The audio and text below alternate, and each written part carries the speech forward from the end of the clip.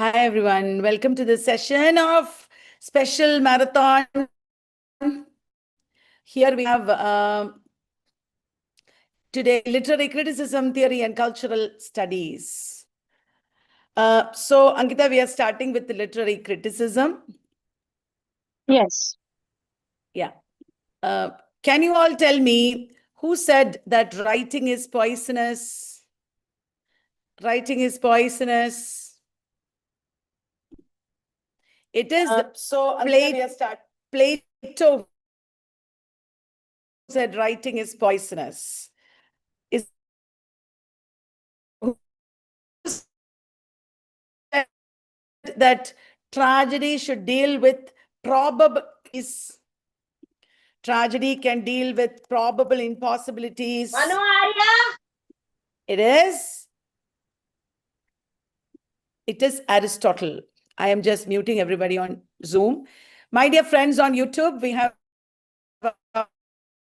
paid course students here, as well as our YouTubers also are here. Wonderful. That's a beautiful combination. And I'm going to ask you questions from criticism, theory, and cultural studies. So it is Aristotle who talked about probable impossibilities. Do you know who is the French writer who wrote L'Art Poétique? It inspired John Dryden, Alexander Pope. L'Art Poétique is a French critical work by Nicolas Boileau. Boileau is also the author of Les Lutrines. Who said the terms probability and necessity? Do you know who said the terms probability and necessity? It is Aristotle who talked about the events of a tragedy having to be connected by probability and necessity. Very good. L'Art Poétique and such works are based on Aristotle. Do you know where do you have this quotation? A just and lively image of human nature, representing its passions and humors, and the changes of fortune to which it is subject, for the delight and instruction of mankind. A just and lively image of human nature. It is a quote from, I have opened the chat box on Zoom. You can answer me there. It is a quote from Of Dramatic Poesy. And who says it? Lycidius. Of Dramatic Poesy is by John Dryden. John Dryden. In Of Dramatic Poesy, do you know who said rhyme is unnatural in a play? Who said rhyme is unnatural in a play? It is Crites, Crites, Crites, representing the ancients. In Essay on Man, what, according to Pope, is the chief fault of mankind? In Essay on Man, what is the chief fault? I think it is fraud. Is it fraud? Is it dishonesty? No, it is pride. According to Alexander Pope, pride is the chief fault of mankind. Who criticized Shakespeare for looseness of plot? Looseness of plot. Who said that? It is Dr. Johnson who talked about looseness of plot. Do you know where you have this line? The end of writing is to instruct. The end of poetry is to instruct by pleasing. Do you know where is this line from? The end of writing is to instruct. It is from Preface to Shakespeare. And that reminds me of another quote. Who said, I think, therefore I am. I think, therefore I am. It is René Descartes in Discourse on Method. René Descartes in Discourse on Method. Who is the feminist theorist who criticized male writers like D.H. Lawrence, Milton? It is Kate Millett. Kate Millett. Make women rational creatures and free citizens, and they will quickly become good wives and mothers. Do you know who said this? Make women rational creatures, and they will quickly become good wives and mothers. Which feminist said this? It is Mary Wollstonecraft. It is Mary Wollstonecraft in The Vindication of the Rights of Woman. Vindication of the Rights of Woman, 1792. 1792. Who wanted to, assert that the language of conversation in the middle and lower classes of society is adapted to purposes of poetic pleasure? Who wanted to show that the language of conversation in the middle and lower classes of society is adapted to the purposes of poetic pleasure? It is indeed William Wordsworth. What is defined as the living power and prime agent of all human perception? The living power and prime agent of all human perception. What is that? It is indeed primary imagination, definition by Coleridge. Isn't it amazing? Yes. Very good. Tell me who wrote the Manifesto of Symbolism? Who wrote the Manifesto of Symbolism? It is Jean Morias, Morias. Who wrote the Manifesto of Futurism? The Manifesto of Futurism is written by Filippo Marinetti. Filippo Marinetti. Salvador Dali was associated with which movement? Surrealism. Surrealism. Where do you have this quote? Most of what passes with us for religion and philosophy will be replaced by poetry. Arnold in The Study of Poetry, correct. The Study of Poetry, very good. Did Matthew Arnold project the Indian virtue of detachment or disinterestedness in his criticism? Did Matthew Arnold project the Indian virtue of detachment or disinterestedness? Yes, he did. Irving Babbitt and Paul Elmer More are associated with which movement? Irving Babbitt and Paul Elmer More associated with New Humanism. New Humanism. If I say that the Bloomsbury Group was inspired by G.E. Moore's Principia Ethica, am I right? If I say that the Bloomsbury Group was influenced by Principia Ethica by G.E. Moore, am I right? Yes. Who wrote the book Creative Evolution? Who wrote the book Creative Evolution? Creative Evolution. Henri Bergson, H-E-R-N-I, Henri Bergson. He also talked about Ellen Whittle. Ellen Whittle, isn't it, guys? Who was against algebraization? Who was against algebraization? Algebraization is another word for familiarization. He was against algebraization. That means he advocated defamiliarization. Victor Shklovsky. Victor Shklovsky. Will you remember that now? What is this? It marks a division in the author's mind. What am I defining here? It marks a division in the author's mind. What am I defining here? It is the seventh type of ambiguity. It is the seventh type of ambiguity. Jane Austen, George Eliot, Henry James and Joseph Conrad. Jane Austen, George Eliot, Henry James and Joseph Conrad. What am I talking about? The authors of the great tradition.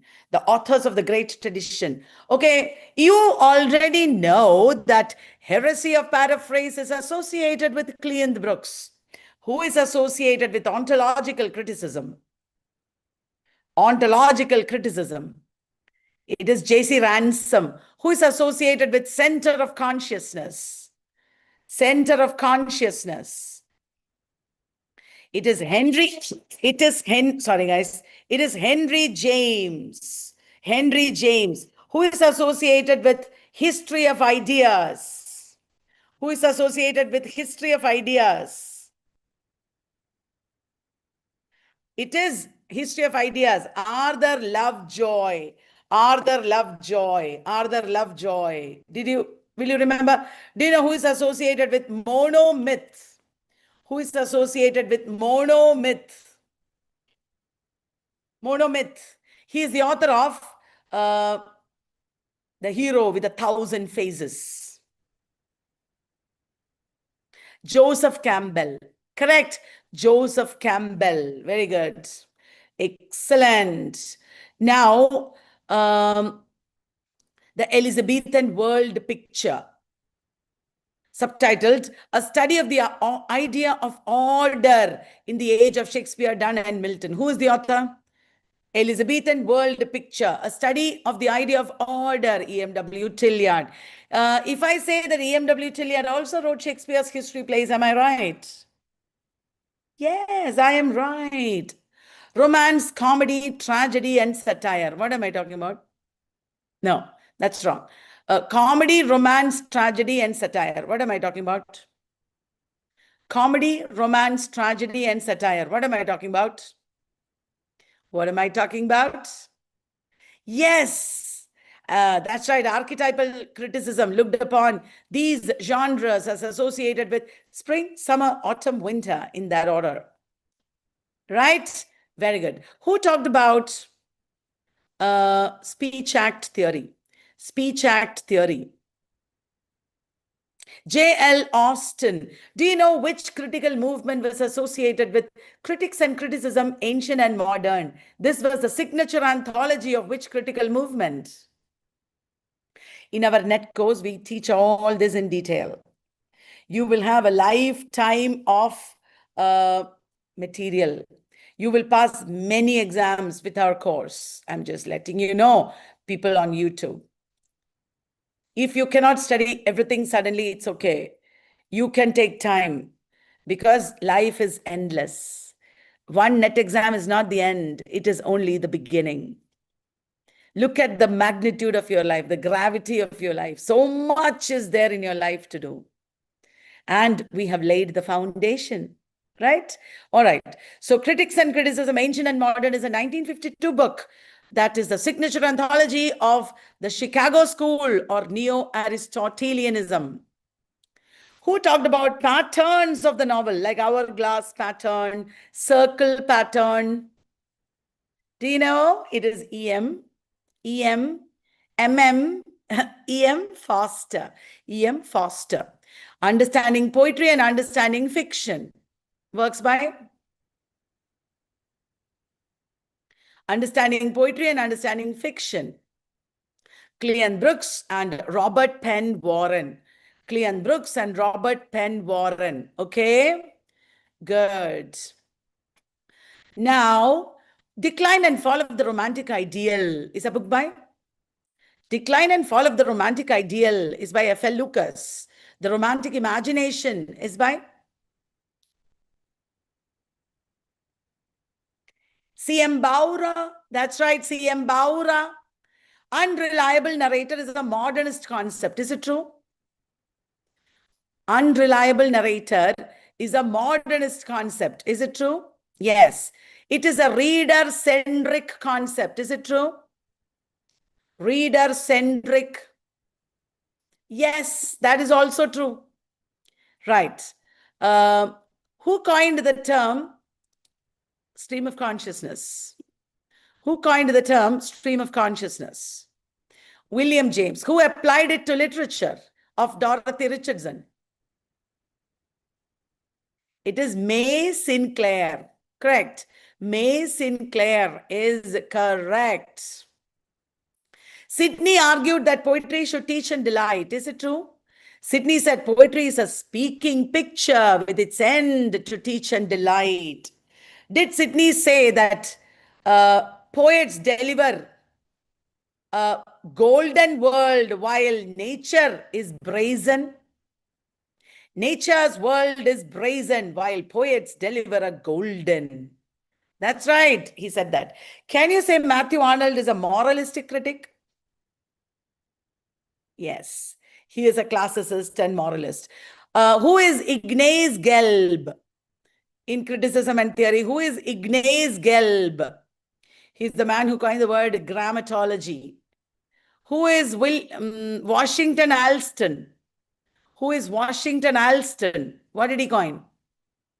Objective correlative. John Bratby, what did he coin?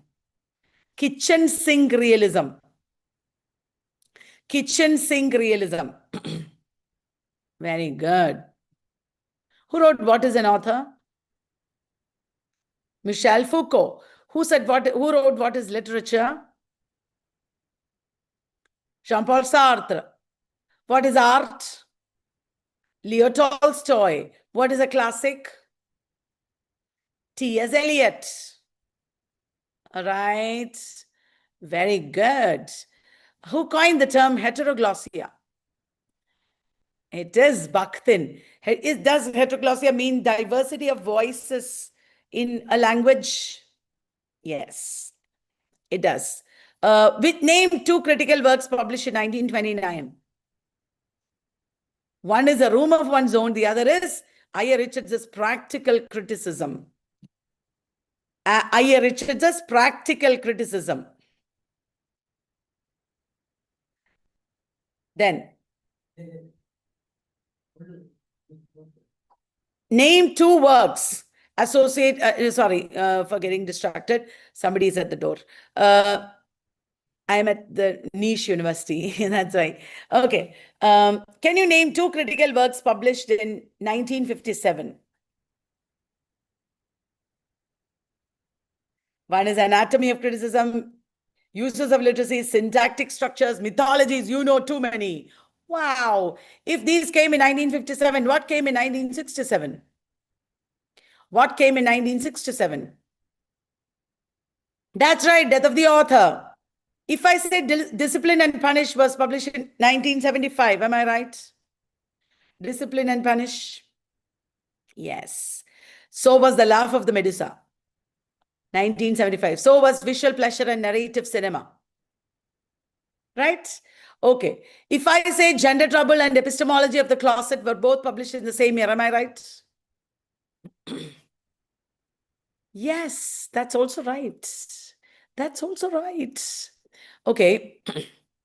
Next question to you.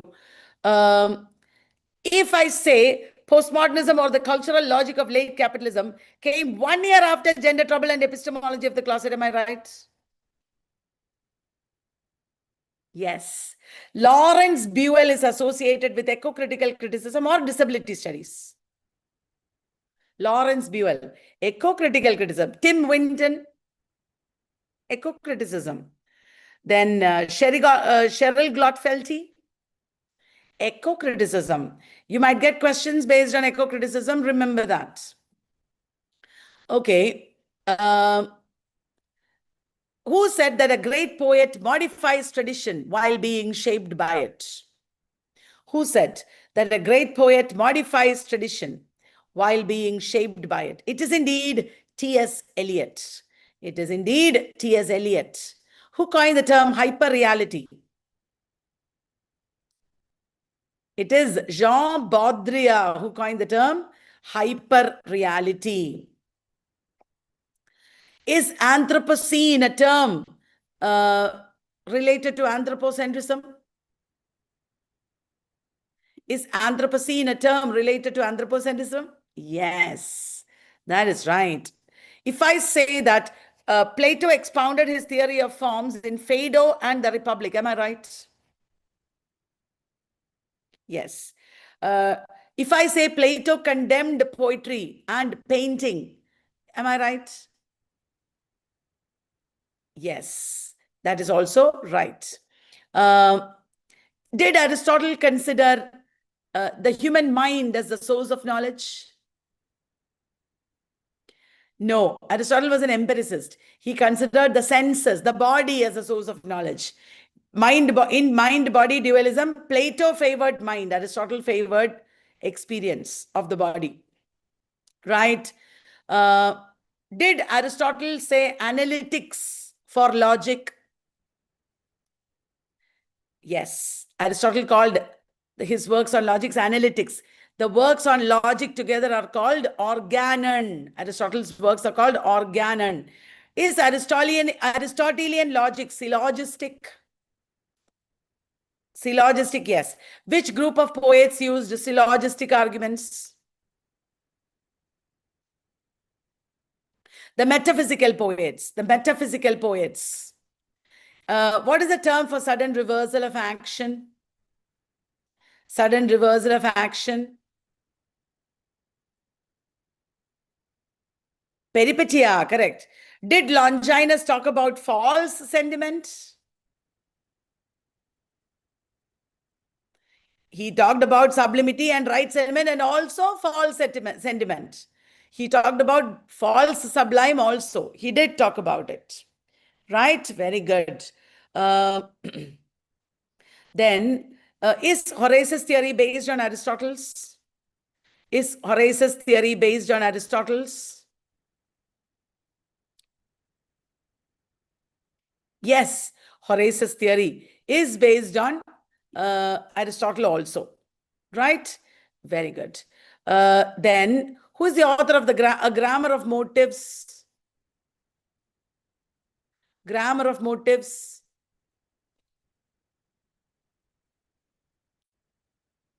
It is Kenneth Burke. Who wrote The Disappearance of God? It is a 1963 book. J. Hillis Miller. J. Hillis Miller wrote The Disappearance of God. Okay. Who wrote The Liberal Imagination? The Liberal Imagination. It is Lionel Trilling. Lionel Trilling. The Function of Criticism is by T.S. Eliot. Function of Criticism at the Present Time is by Matthew Arnold. The Present Function of Criticism is by the man who coined the term tension. The Present Function of Criticism. Alan Tate. Alan Tate. Then, who wrote The Verbal Icon, Studies in the Meaning of Poetry? The Verbal Icon, Studies in the Meaning of Poetry. It is William K. Wimsatt. Who wrote Science and Poetry? Science and Poetry. I.A. Richards. Did I.A. Richards talk about semiotic triangle? Yes. Who talked about semiotic square?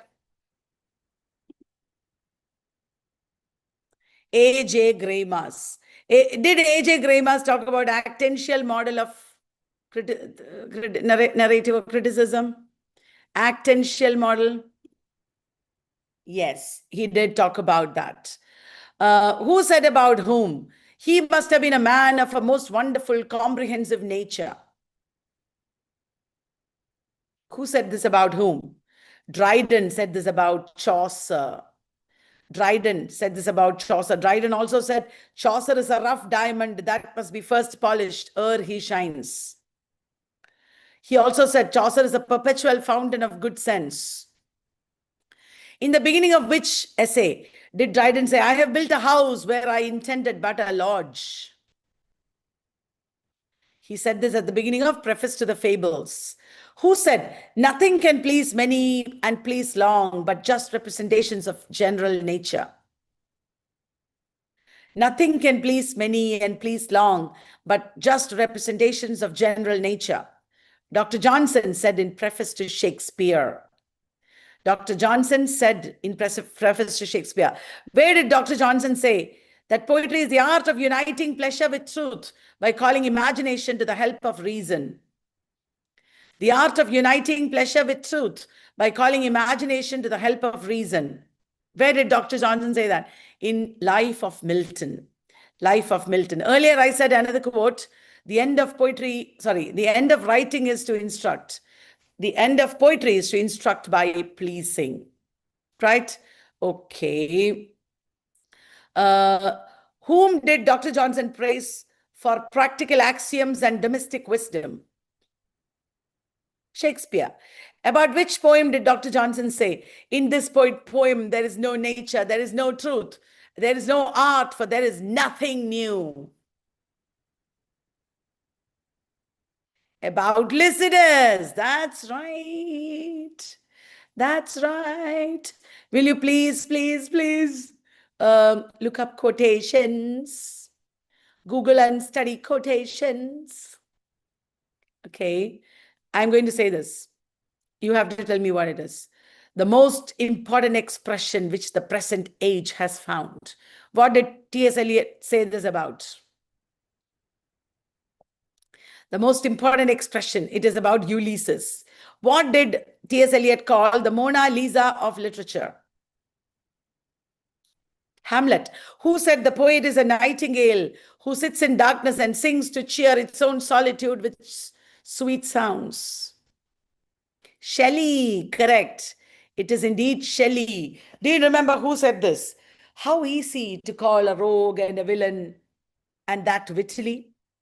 But how hard is it to make a man appear a fool, a blockhead, and a knave without using those opprobrious terms? Dryden said about satire. In satire, you should be subtle. That is the meaning. Poetry sheds no tears such as angels weep, but natural and human tears. Poetry sheds no tears such as angels weep, but natural and human tears. Preface to Lyrical Ballads. It is a quotation from Preface to Lyrical Ballads.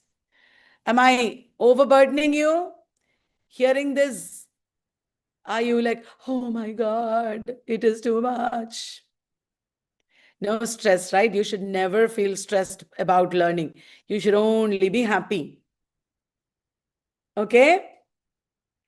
Prescriptive criticism and legislative criticism. Are they the same? They are. Both these kinds of criticism lay down rules. Do you understand? Okay. Who developed 3 levels of translation? Metaphrase, paraphrase, and imitation. You won't believe this. It is John Dryden.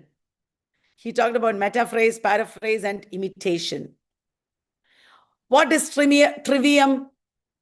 GRL. Remember my code? GRL. Grammar, rhetoric, logic. What is quadrivium?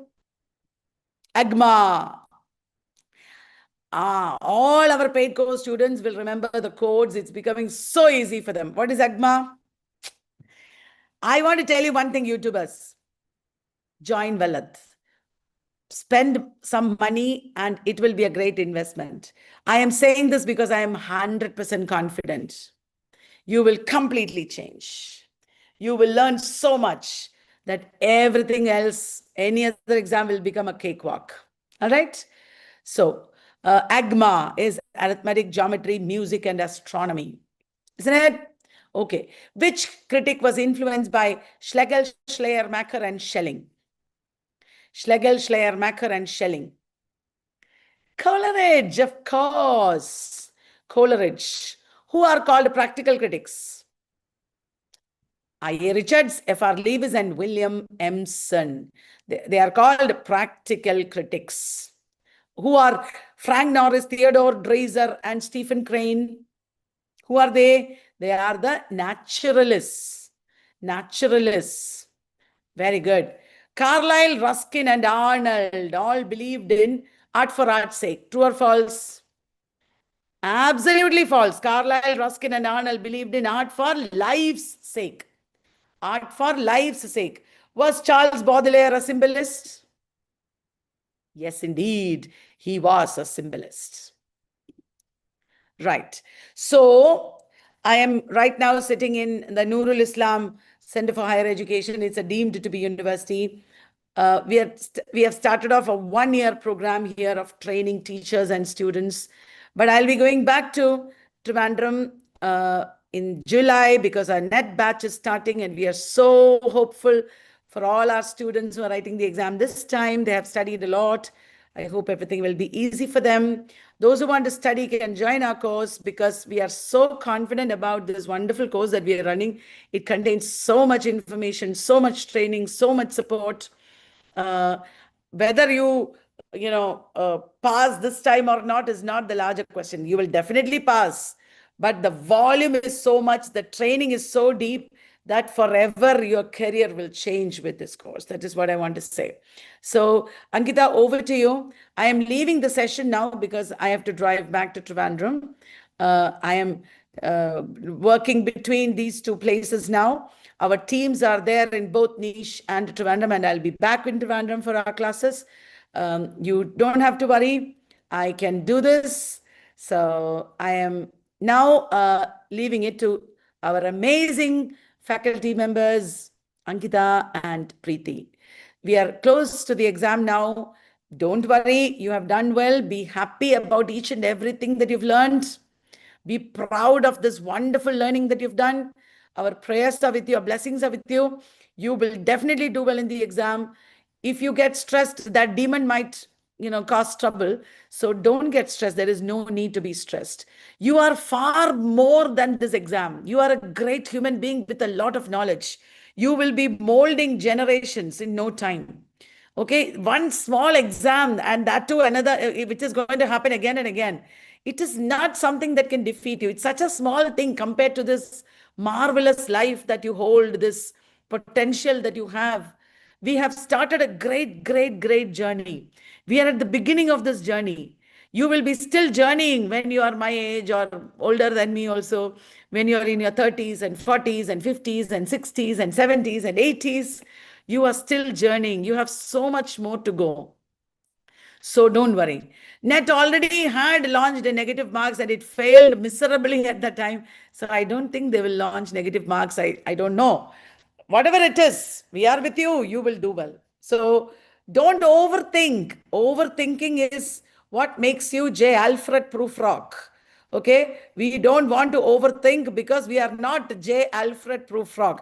J. Alfred Prufrock is overqualified man, overthinking man who is not able to do anything because of his overthinking. You understand? So please don't worry about anything other than your present time, and you should be proud of what you're doing now because you've done amazing. Okay? So thank you very much. Bye-bye. Over to you, Ankita. Yes. Okay. So let's do a few I questions. may not meet them again, I think. Wish you all the best. Okay, okay. Yes.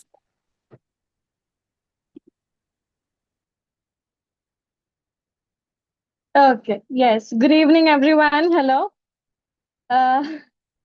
So let's do some questions through PPT first, which I have made for you based on the current NetGRF style. Okay, so let me share my screen with you guys. Just a second. Yeah.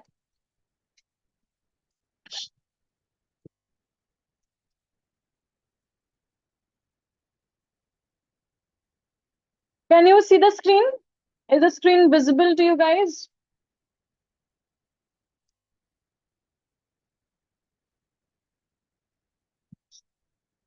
I have already sent yesterday's PDF of research methods. Yeah. You have got the PDF, right, of the PPT of research methods, which I sent in the, yes, I sent in the afternoon, I think. Yeah, yeah. Yes. Right. So arrange the following foundational works of literary criticism theory chronologically. So what would be the correct chronology of these works? The Anxiety of Influence, The Mirror and the Lamp, Anatomy of Criticism, Blindness and Insight, The Rhetoric of Fiction. All these are major works. You're saying 1 or 4, B, C, E, D, A, or this one. Let's look at the answer. It is option 1, B, C, E, D, A. B, C, E, D, A. Why? Let's look at the years. The Mirror and the Lamp by M.H. Abrams was published in 1953. It's a classic study of 18th century and romantic aesthetics. Then Northrop Frye's Anatomy of Criticism was published in 1957. Right? Then the Rhetoric of Fiction was published in 1961. 1961, same year as Frantz Fanon's The Wretched of the Earth. Same year as Frantz Fanon's The Wretched of the Earth. Same year as Theatre of the Absurd by Martin Esslin. Same year as Sunlight on a Broken Column by Atiya Hussain. All these works were published in the same year, 1961. Blindness and Insight by Paul de Man, 1971. It's a central text in the development of deconstruction. And then The Anxiety of Influence by Harold Bloom, published in 1973. 1973. Bloom's influential theory regarding the misprision of precursor poets was mentioned in this work, The Anxiety of Influence, 1973. Clear? Is it clear to you all? The Mirror and the Lamp, 1953. Anatomy of Criticism, 1957. The Rhetoric of Fiction, 1961. Blindness and Insight, 1971. The Anxiety of Influence, 1973. All right, next. Yeah. While Agamben popularized the distinction between Zoe or bare life and bios or political life, he argues that the original conceptual foundation for this biopolitical division was first established in the works of Dash.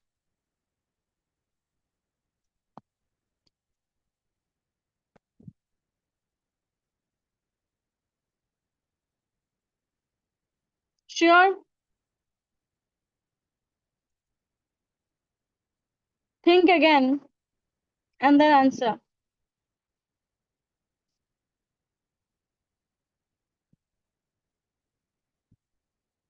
Agamben argues that the original conceptual foundation for this biopolitical division was first established in the works of whom? Aristotle. Aristotle. Okay? Aristotle. In his seminal work, Homo Sacer, Agamben traces the remainder and bare life back to Aristotle's definition of man as a political animal. Agamben argues that Western politics was founded on Aristotle's exclusion of simple living from the good life of the city-state. So it is Aristotle. Aristotle.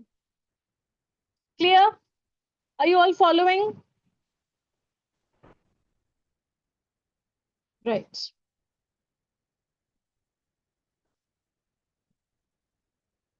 Next.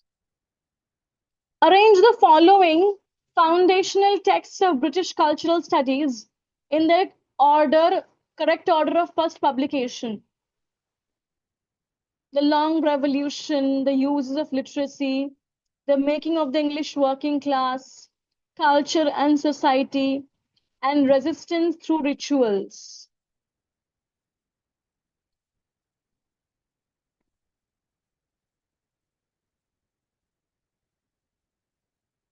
Many are saying B, many are saying D, but mostly you are saying B.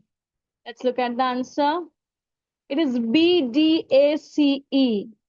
The Uses of Literacy was published in which year? Tell me. So first you will have the Uses of Literacy. The Uses of Literacy was published in which year? 1957. 1957. It examined the influence of mass media in United Kingdom. Right? Then you will have Culture and Society by Raymond Williams. Culture and Society was published in which year? Culture and Society was published in which year? 1958. 1958. Next, the Long Revolution was published in which year? The Long Revolution, 1961. So many works were published in 1961, right? The Long Revolution also 1961. 1961. Then, The Making of the English Working Class.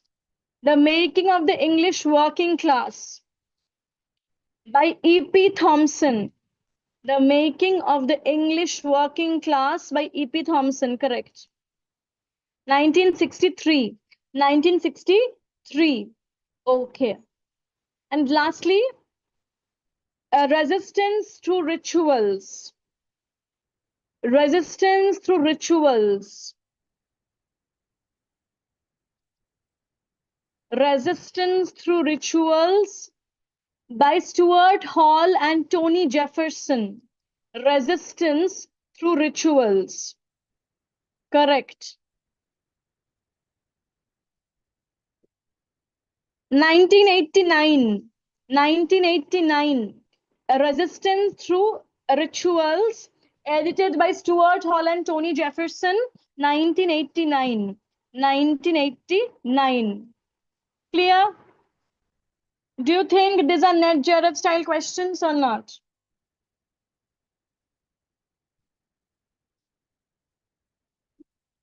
Cultural Society 1950.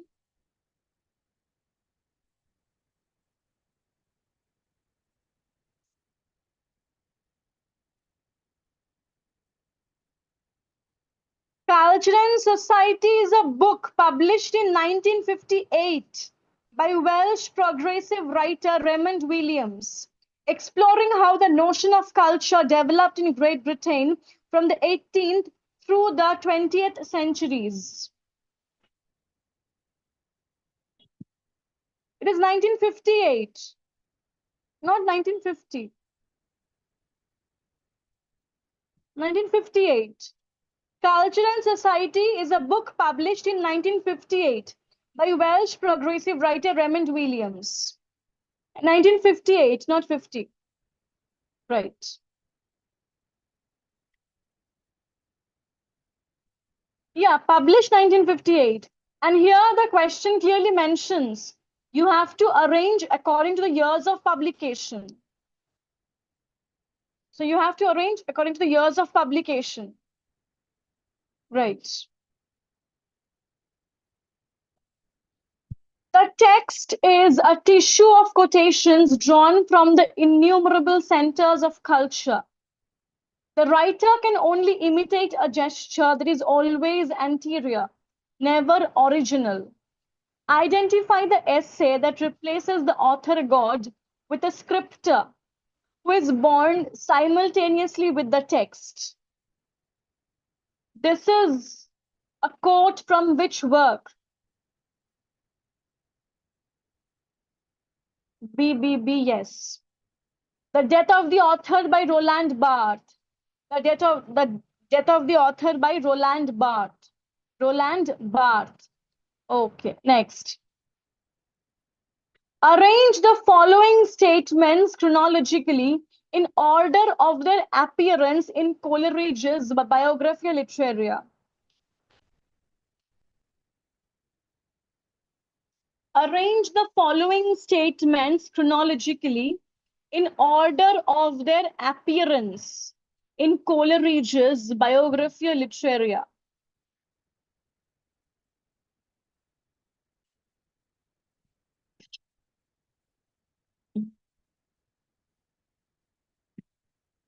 Most of you are saying it is 2. Option 2, A, E, C, B, D. Let's see. It is A, E, C, B, D. So first, the definition of the primary imagination as a repetition in the finite mind of the eternal act of creation in the infinite I am. After that, Coleridge talks about the definition of the secondary imagination as an echo of the primary, coexisting with the conscious will, yet still as identical with the primary in the kind of its agency. Then he talks about fancy as a mode of memory emancipated from the order of time and space. Then he distinguishes between a poem and poetry, a poem and poetry. And lastly, he talks about willing suspension of disbelief. So primary imagination, secondary imagination, fancy, difference between poem and poetry. And lastly, he comes to the idea of willing suspension of disbelief. Clear? Such questions have already come in the exam, so they can again ask you such things. But you might have to arrange the ideas as per their emergence in a text. Clear?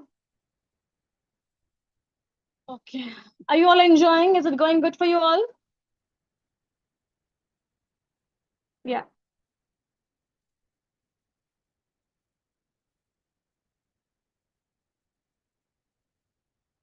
Sorry. Which theorist proposed that ideology does not merely consist of ideas, but is a representation of the imaginary relationship of individuals to the real conditions of existence, functioning through ideological state apparatus? Yes. It is Louis Althusser. Louis Althusser, correct. Who has coined the phrase necropolitics? Who has coined the phrase necropolitics?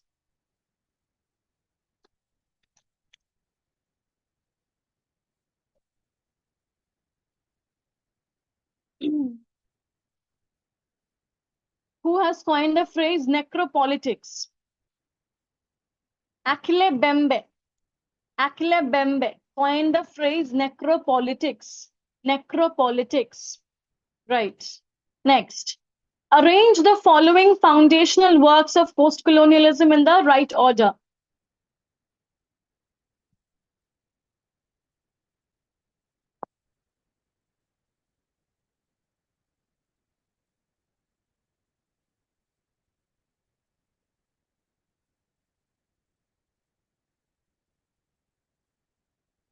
You're saying option 2, A, C, D, B, E.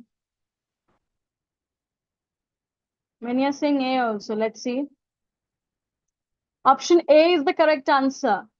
Discourse on colonialism, The Wretched of the Earth, Orientalism, Can the Subaltern Speak? And lastly, The Location of Culture by Homi Bhabha. Right? So, Discourse on Colonialism by Aimé Césaire was published in which year? Discourse on Colonialism. Discourse on Colonialism by Aimé Césaire, published in 1950. 1950. The Wretched of the Earth, 1961. The Wretched of the Earth, 1961. Orientalism, 1978. Orientalism, 1978. Can the Subaltern Speak? 1988. Can the Subaltern Speak? 1988. And lastly, The Location of Culture, 1994. The Location of Culture by Homi Bhabha, 1994. So, Discourse on Colonialism, 1950. The Wretched of the Earth, 1961. Orientalism, 1978. Can the Subaltern Speak? 1988. The Location of Culture, 1994. I hope it's clear. Which of the following critiques are primarily associated with the Birmingham School, Center for Contemporary Cultural Studies?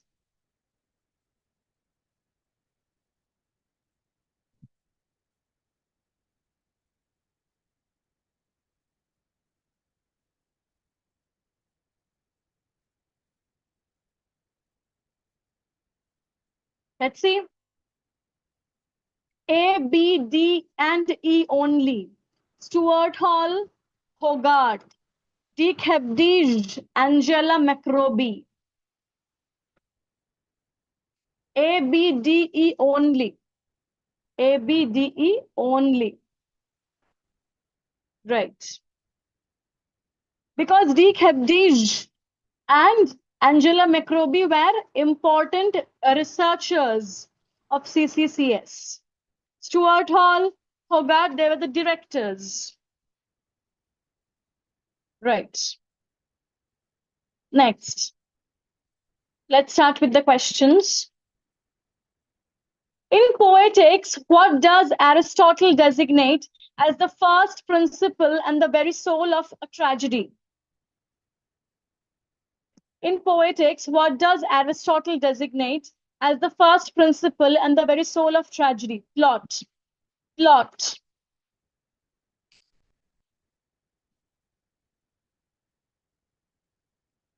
Which term does Longinus use in On the Sublime to denote faults that are the opposite of the sublime, characterized by frigidity or inflated inappropriate emotion?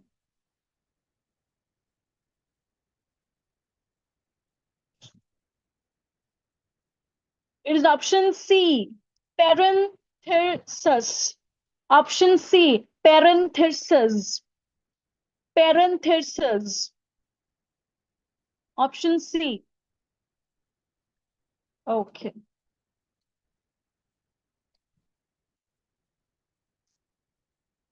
In an essay of dramatic poesy, John Dryden's character, Crites, argues for the superiority of French classical drama, focusing particularly on the strict adherence to what?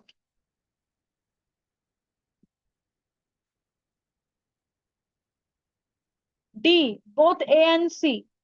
There is unity of time and unity of place. Unity of time and unity of place. Right. Next, tell me this one. What is Horace's phrase in Ars Poetica that translates to as is painting, so is poetry? Ad pictura poesis. Ad pictura poesis. Right.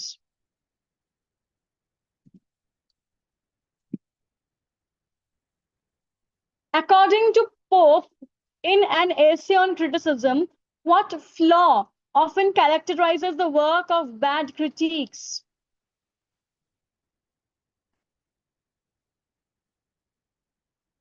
They are governed by particular parts rather than the whole. They're governed by the particular parts rather than the whole. Okay. Next, tell me. Matthew Arnold's touchstone method in the study of poetry involves evaluating a poet's greatness by comparing passages to short, excellent lines from writers like Dash.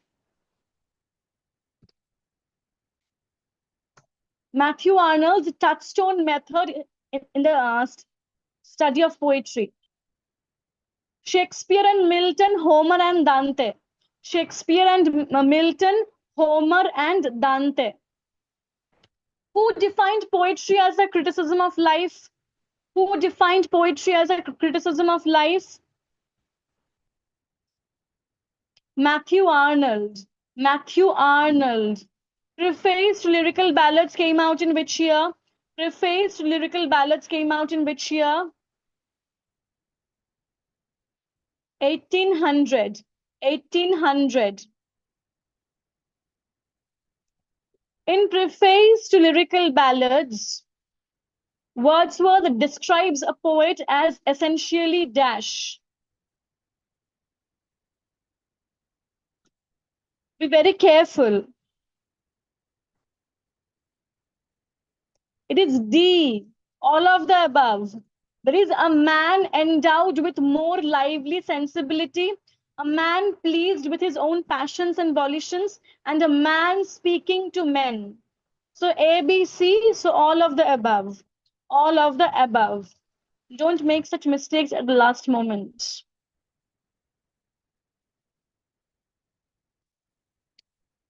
And here your marks won't happen. I mean, nothing won't happen to your marks, but there you would get 0.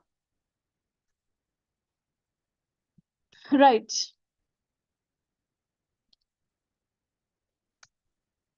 Walter Pater's impressionistic aestheticism is most clearly summarized by his concluding sentence in his book, The Renaissance.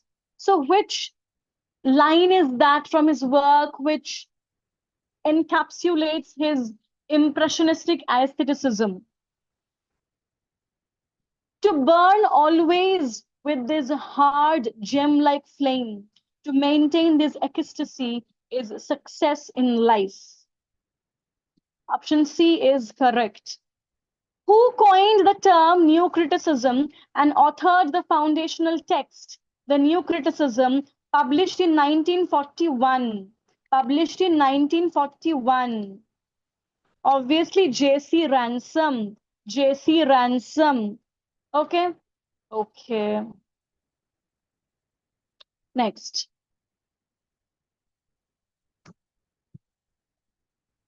In 7 Types of Ambiguity, William Empson discusses various ways in which a text's meaning can be multiple or nuanced. Which type occurs when two or more meanings of a statement do not agree, but combine to make clear a more complicated state of mind?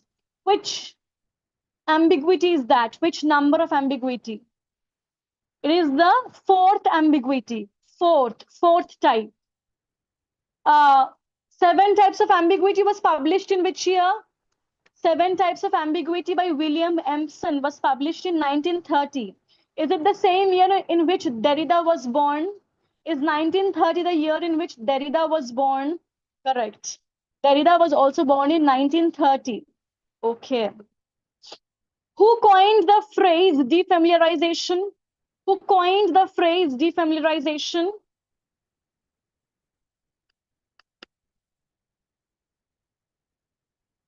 Viktor Shklovsky. Viktor Shklovsky. What is the Russian term for defamiliarization? What is the Russian term for defamiliarization? Ostraneny.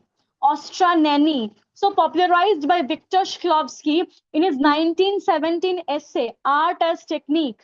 Ostraneny. It means defamiliarization. Ostraneny. It means defamiliarization. Right. Is it going good for you all? Are you all happy with the questions? Is it too easy? Are the questions too easy or is it okay?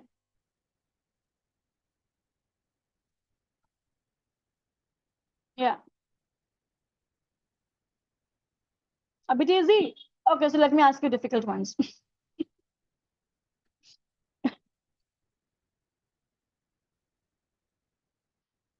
In Russian formalism, what is the distinction between the raw material of a story and the way the story is actually narrated or structured? In Russian formalism, what is the distinction between the raw material of a story, that is, events in chronological order, and the way the story is actually narrated or structured? Fabula and sujet. Fabula and sujet. Course in General Linguistics was published in which year? Course in General Linguistics was published in which year? 1916. 1916. So Saussure in Course in General Linguistics divides the sign into two components. What are they? Saussure in Course in General Linguistics divides the sign into two components. What are they? Divides the sign into two components. Signifier and signified. Signifier and signified. According to Saussure, the relationship between the signifier and signified is dash. According to Saussure, the relationship between the signifier and the signified is dash. It is arbitrary. Arbitrary. Okay. Next.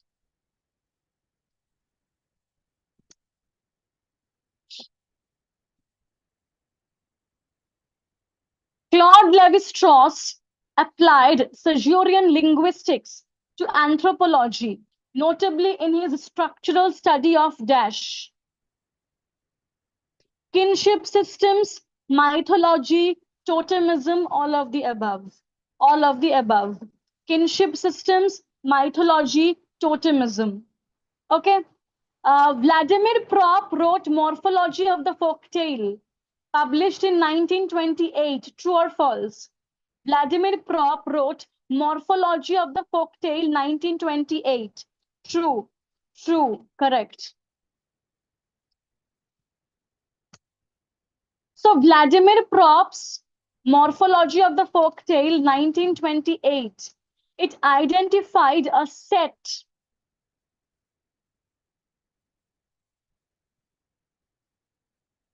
of constant components in fairy tales, which he termed as functions. Functions. Which he termed as functions.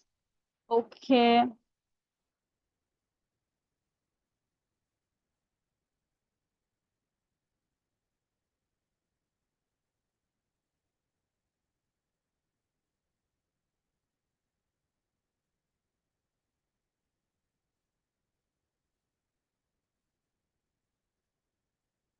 Archetypes in which question you are saying? In structuralist narratology, like that of Gerard Genet, what term refers to the relationship between the duration of the story events and the length of the time it takes to narrate them in the text?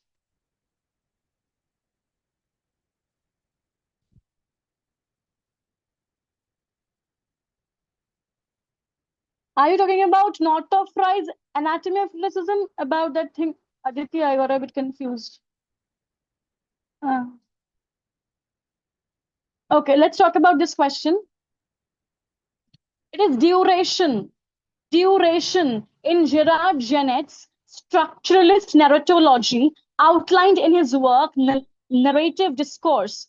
Duration, it refers to the relationship between the time it takes for story events to occur and the length of time it takes to narrate them.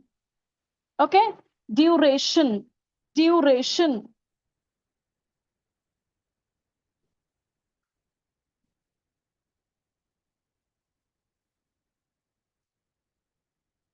Which question are you guys answering? We're talking about Gerard Genet, right? How is it the question of Wordsworth come?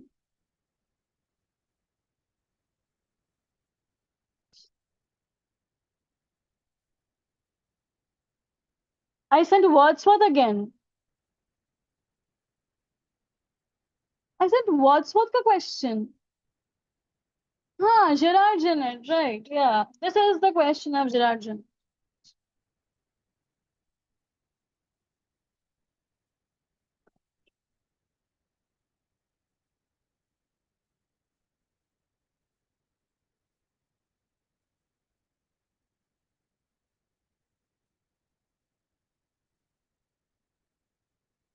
What are you guys even answering? CCC?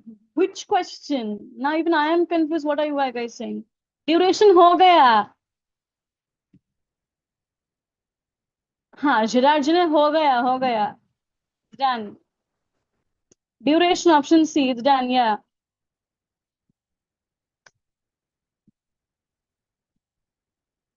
Ayyo, again, kahan se aa gaya ye?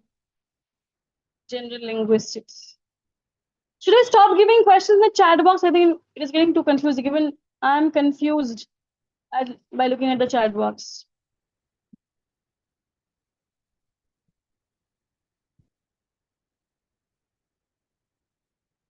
Let me ask you orally, because I'm getting confused looking at the chat box. I can't keep a track of what question I'm asking. Course in General Linguistics was published in 1916. 1916.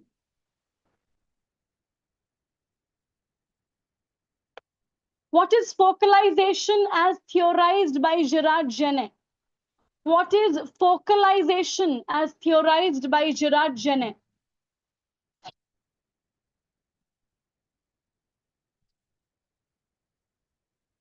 The perspective through which the narrative events are presented. The perspective through which the narrative events are presented. Okay. Next, tell me. In The Death of the Author, Roland Barthes argues that the unity of a text is not in its origin, but in its dash. In The Death of the Author, Barthes argues that the unity of a text is not in its origin, but in its reader. But in its reader. I'm giving question again in the chat box. Don't start fighting.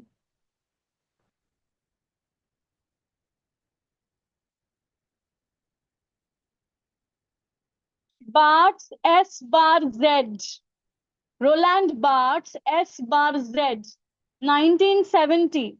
It provides a structural analysis of a Balzac short story called Sarracine by categorizing the text into 5 specific codes. Which of the following is not one of those codes by Barthes? Which here is not one of those codes by Barthes? Semiotic. Semiotic is not by Barth. The 5 codes given by Barth are proeretic code, hermeneutic code, symbolic code, cultural code, and semantic code. Semiotic is not by Barth. So which are the 5 codes of Barth? Proeretic code means the code of actions. Hermeneutic code means the code of mysteries and enigmas. Symbolic code, the code of symbols and binary opposites. Cultural code, right? And then the semantic code. Okay? Semiotic is not there. Proeretic, hermeneutic, symbolic, cultural, semantic. Right. Next, tell me. This is very easy.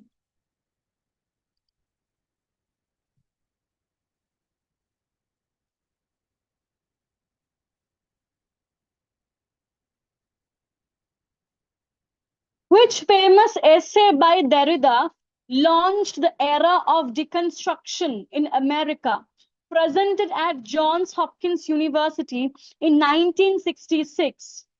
Structure, Sign, and Play in the Discourse of Human Sciences. Structure, Sign, and Play in the Discourse of Human Sciences. Derrida's concept of deference combines which 2 meanings in French? It combines which 2 meanings in French? To defer and to differ. To defer and to differ. Right.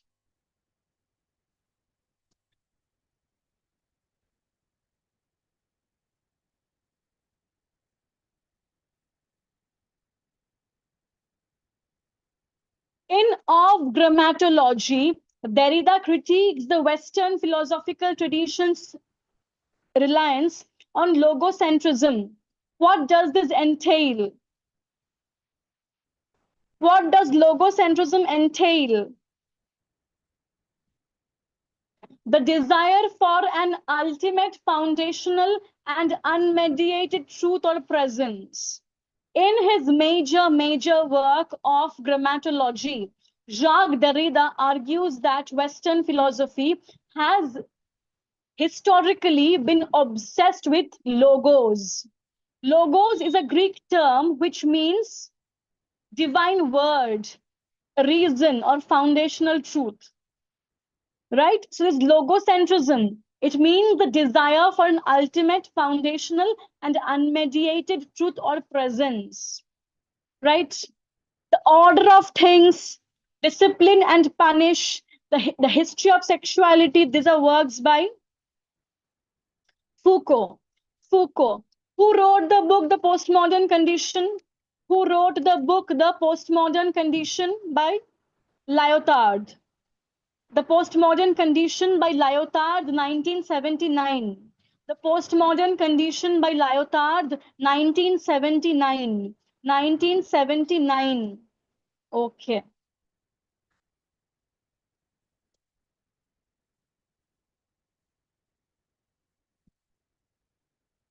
Foucault uses the term episteme to describe what? What does the term episteme mean? The historical a priori that grounds knowledge and its discourses in a specific epoch.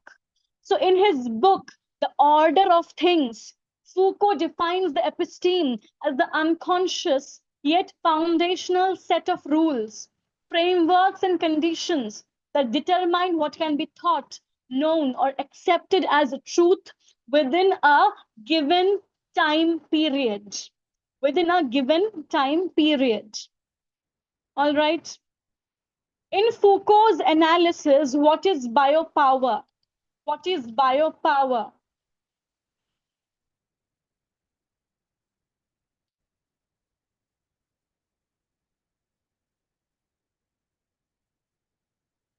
The subjugation of bodies and the control of populations through administrative and disciplinary mechanisms. Correct. Okay. Jean-Francois Lyotard, in The Postmodern Condition, famously defined postmodernism as an incredulity towards what? Lyotard, in his book, The Postmodern Condition, famously defined postmodernism as an incredulity towards meta-narratives. Meta-narratives. Is it going all good for you till now? Are you confused? Any confusion, any query, any doubt? It's going good? Yes? No confusion, no doubt? Yes? Chalo. Okay. Are you enjoying or feeling stressed?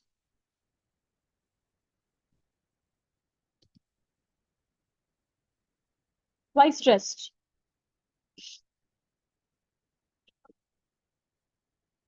Don't feel stressed. There's nothing to be stressed about. Exam will be easy, no problem. Jean-Francois Lyotard, in his book, The Postmodern Condition, defined postmodernism as an incredulity towards meta-narratives. Yes.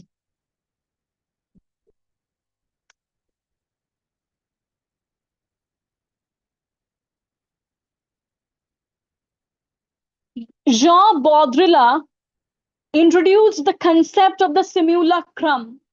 What is the definition of a simulacrum according to his hierarchy of science? An image that masks the absence of a profound reality. An image that masks the absence of a profound reality. Right? Okay.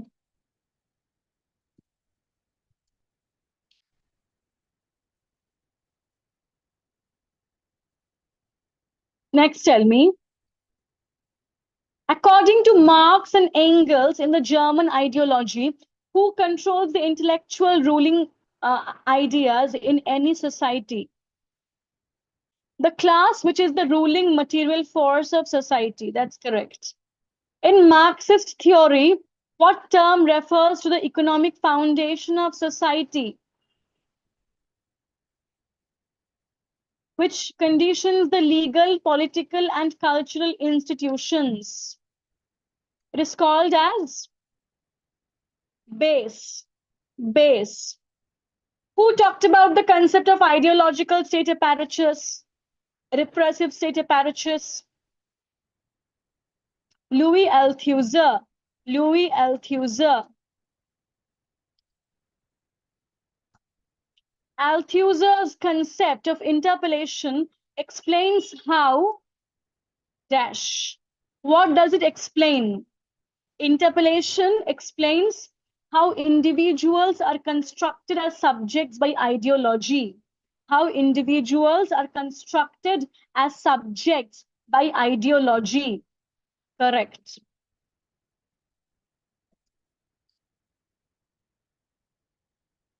Gramsci coined the term hegemony to describe what? Gramsci coined the term hegemony to describe what?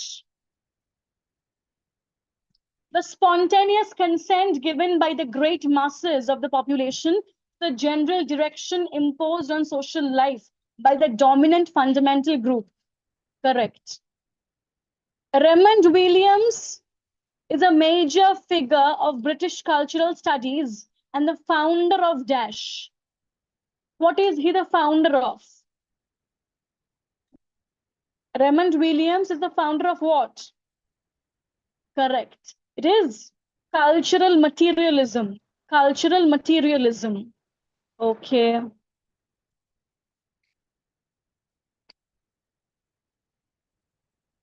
In Keywords and Marxism and Literature, Williams categorizes cultural practices into three types.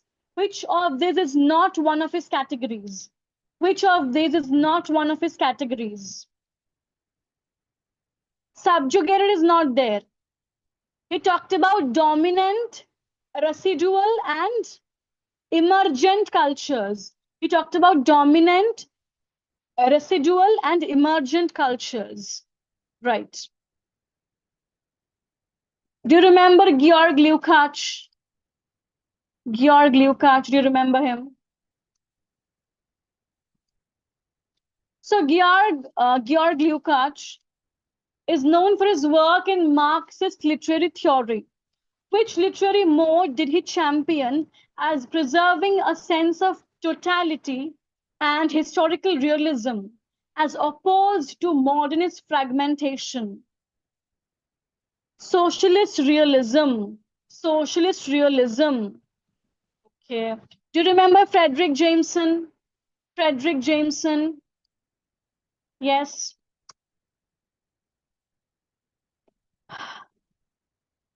Frederick Jameson in postmodernism, or the cultural logic of late capitalism, refers to the flattening of depth and the use of disconnected forms as dash. Schizophrenia. In postmodernism, or the cultural logic of late capitalism, Frederick Jameson adapts Lacan's theory of language, describe the postmodern condition. He argues that because postmodern subjects have lost a coherent sense of historical continuity and personal identity, they experience time as a series of disconnected and unrelated moments. This fragmentation, resulting in the flattening of depth and the use of disconnected forms in art, is what Jameson terms as schizophrenia. Schizophrenia. Okay. Freud identified psychic apparatus as consisting of id, ego, and superego. Which component is driven by the reality principle? Which component is driven by the reality principle? Id, ego, or superego? Ego.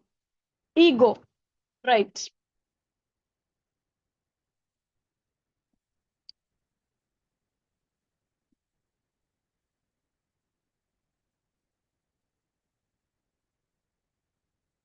In psychoanalytic theory, what term refers to the redirection of an impulse or emotion from a powerless or acceptable substitute target to a more threatening or actual one? Displacement. Displacement. Lacan said that the unconscious is structured like a dash. Lacan said that the unconscious is structured like a dash. Language. Language. In Lacanian psychoanalysis, what do you mean by the mirror stage? In Lacanian psychoanalysis, what do you mean by the mirror stage?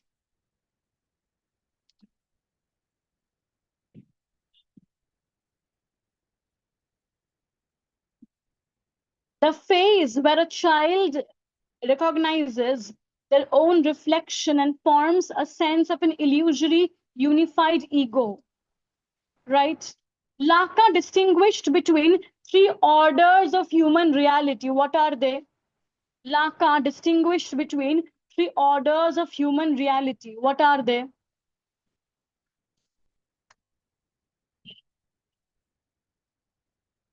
Imaginary, symbolic, real. Imaginary, symbolic, real. Correct.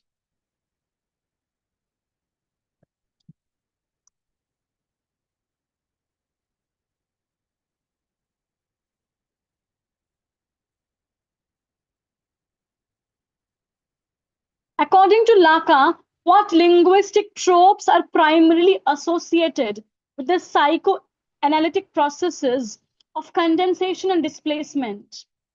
Metaphor and metonymy. Metaphor and metonymy.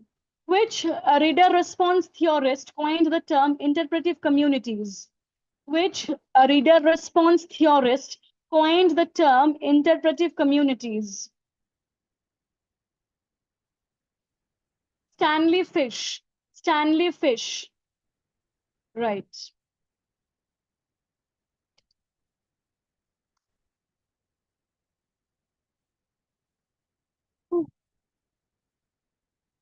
Stanley Fischer's reader response theory posits that meaning is not inherent in the text, but is a product of the interpretive community to which the reader belongs. Okay, next. Is it going good for you all? Are you all following? Yes.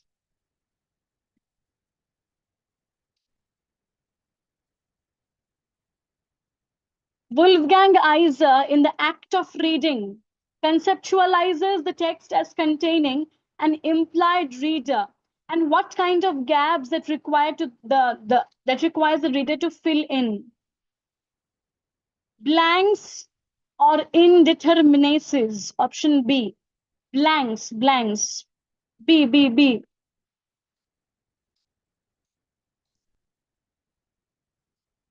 Hans Robert Jauss is associated with reception theory.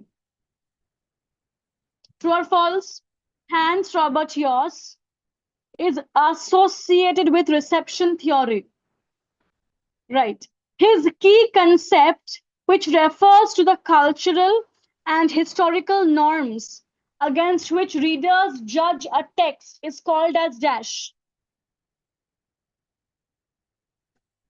Which concept of Hans Robert Jauss refers to the cultural and historical norms against which readers judge a text?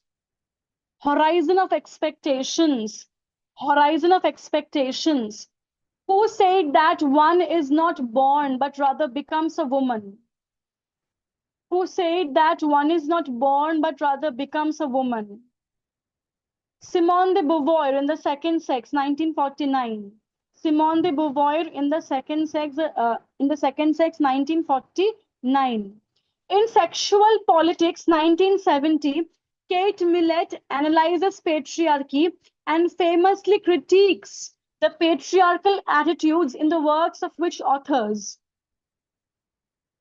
In Sexual Politics, 1970, Kate Millett analyzes patriarchy and famously critiques the patriarchal attitudes in the works of which authors? D.H. Lawrence, Henry Miller, Norman Mailer. D.H. Lawrence, Henry Miller, Norman Mailer. D.H. Lawrence, Henry Miller, Norman Mailer. Elaine Showalter coined the term gynocriticism. True or false? Elaine Showalter coined the term gynocriticism. True or false? True. True. Is it the study of literature by women focusing on female experience, history, and themes?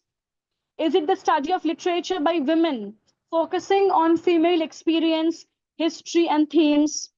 Yes. Elaine Showalter proposed 4 phases in the history of women's writing. Which are these 4 phases? Elaine Showalter proposed 4 phases in the history of women's writing. Which are these 4 phases?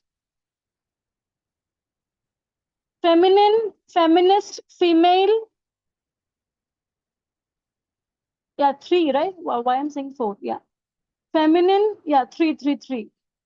Feminine, feminist, female. Feminine, feminist, female. Right. Sandra Gilbert and Susan Gubar in The Mad Woman in the Attic explore how 19th century women writers dealt with their patriarchal paradigms. Which text do they use to frame this anxiety of authorship?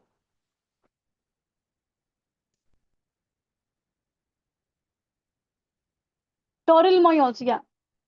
Jane Eyre. Tell me, The Mad Woman in the Attic was published in which year? The Mad Woman in the Attic was published in which year?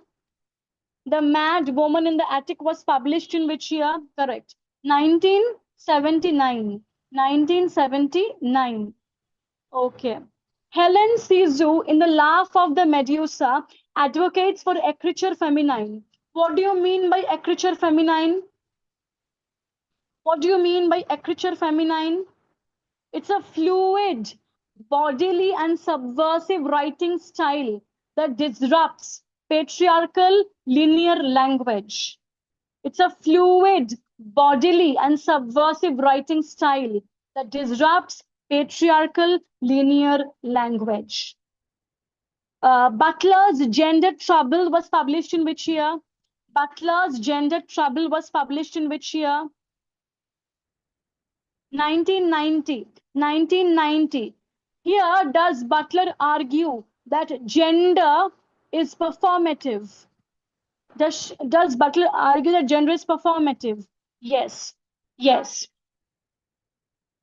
According to Butler, gender performativity is defined as the effect of a repetition of acts and stylized bodily practices that produce the illusion of an essential gender. It is the effect of a repetition of acts and stylized bodily practices that produce the illusion of an essential gender. Correct. Eve Kosofsky-Sedgwick, in Epistemology of the Closet, explores the binary of dash.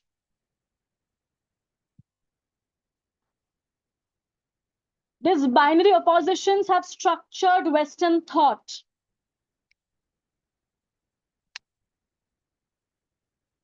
Is it homosexual and heterosexual binary?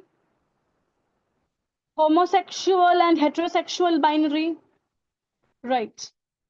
Who coined the term gynesis to describe the conceptual being of woman as a figure of disruption within male-dominated philosophical discourses? Who coined the term gynesis?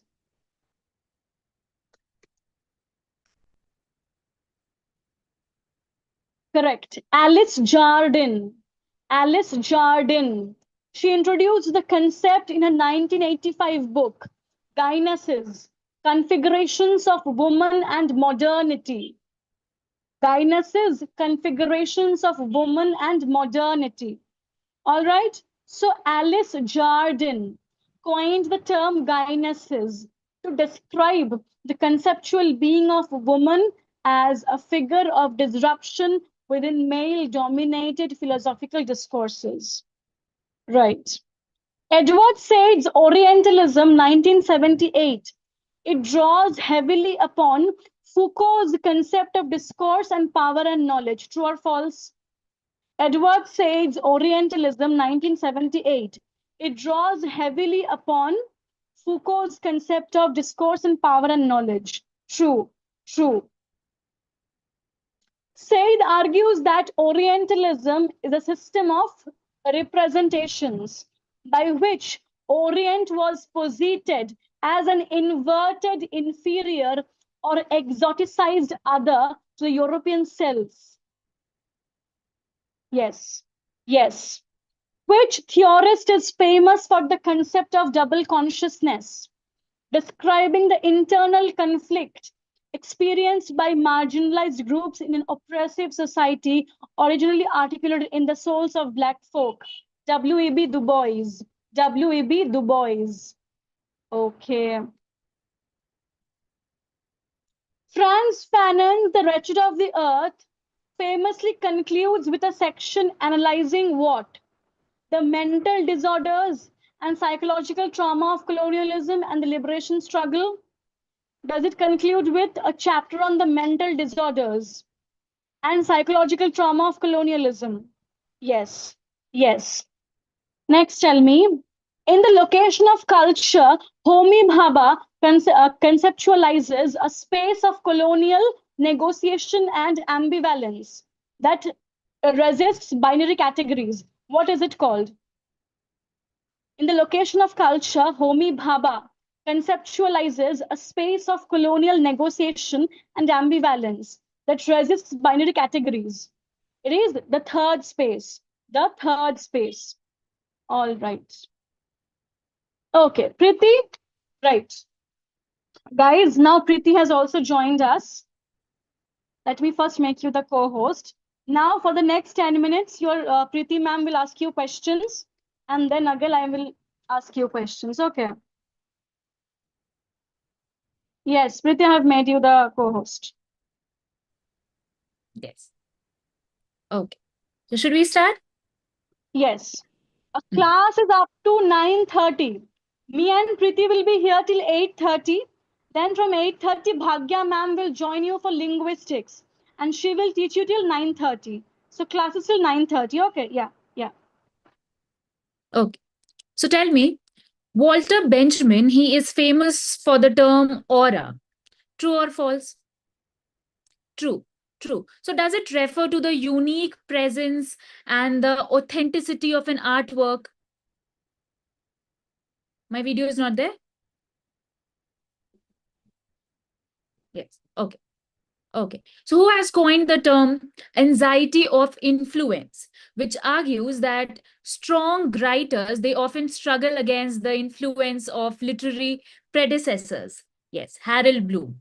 Harold Bloom, who is famous for the concept of dialogism, which suggests that meaning it emerges through the interaction of multiple voices rather than just a single perspective. Bakhtin, correct. Mikhail Bakhtin. Okay, structure of feeling. It refers to the shared emotions and experiences that categorize a particular historical moment but may not be fully articulated. Who is associated with this term? Raymond Williams. Raymond Williams. Okay, so this concept you need to guess. It explains how education, taste, and cultural knowledge can function as a form of social power and privilege. Yes, cultural capital, which is coined by Pierre Bourdieu. Correct, correct. Next concept is, so this concept, it explains how individuals, they regulate their own behavior because they know that they are constantly being observed. What is that term that we can say for it? Yes, panopticism. Panopticism. So two people are associated with it. One is Jeremy Bentham, other one is Foucault. Michael Foucault. Correct. Correct. So next concept, it argues that meaning it is always deferred and it's never completely fixed within the language. Which is that term? Yes, difference by Jacques Derrida. Jacques Derrida. Correct. Okay. Next concept is that it proposes that every text, it is shaped by and it is connected to another text. Which is that term for it? Intertextuality by Yulia Kristeva. Correct. Yulia Kristeva. Very good. So next term, it aims to make familiar objects appear strange so that the readers, they perceive them, more intensely. Defamiliarization. And who is associated with this term? Victor Slowinski. Victor Slowinski. Correct. So which is that term or which is that essay by Roland Barthes, which argues that the author's intention should be the ultimate guide to interpretation? Which is that essay in which he argued that the author's intention should be the ultimate guide to interpretation? Yes, Death of the Author. Death of the Author. Okay. Whose concept says or refers to a narrator whose version of events cannot be fully trusted. So if a version cannot be fully trusted, what can be the term used for it? Yes, unreliable narrator by Vinci Booth. Vinci Booth. Correct. Okay. So the next concept, it refers to the ideal reader is anticipated by a text. So as you are reading, you are anticipating the text. It's a concept by Wolfgang Iser. It is implied reader. Implied reader is a concept by Wolfgang Iser. Okay, it refers to the ideal reader anticipated by the text. Okay. Now tell me, which is the term by Northrop Frye that argues that, literature, it repeatedly draws upon archetypal myths and narrative patterns? Yes. Can we say it as myth criticism? Is Northrop Frye related to myth criticism? Yes. Yes. Okay. So next term is, which is that concept by Antonio Gramsci, which explains that how dominant group, it maintains power through consent rather than, just force alone, but actually by consent. It is cultural hegemony. Correct. Cultural hegemony. Okay. Who is famous for coining the term ideological state apparatus? It includes institutions such as schools, churches, media that it reproduce dominant ideology. Yes, ideological state apparatus is by Louis Althusser. Correct. Okay, next term you need to guess. So it describes the emergence of new identities through cultural interaction and exchange. It is a term by Homi K. Bhabha. It describes the emergence of new identities through cultural interaction and exchange. Yes. Homi K. Bhabha's hybridity. Hybridity. Okay. Now, it is a method that has been coined by this person, and it encourages readers to consider both the imperial as well as the colonized perspective simultaneously. It is by, yes, contrapuntal reading. Yes, contrapuntal reading by Edward Said. Very good. It encourages the readers to consider both the imperial as well as the colonized perspectives. Very good. Now, which is that term by Judith Butler, which argues that gender is produced through repeated social performances, just rather than just biological essence. Gender performativity. Very good. Very good. Who is famous for the concept of intersectionality, which explains how different forms of oppression, they overlap and they interact?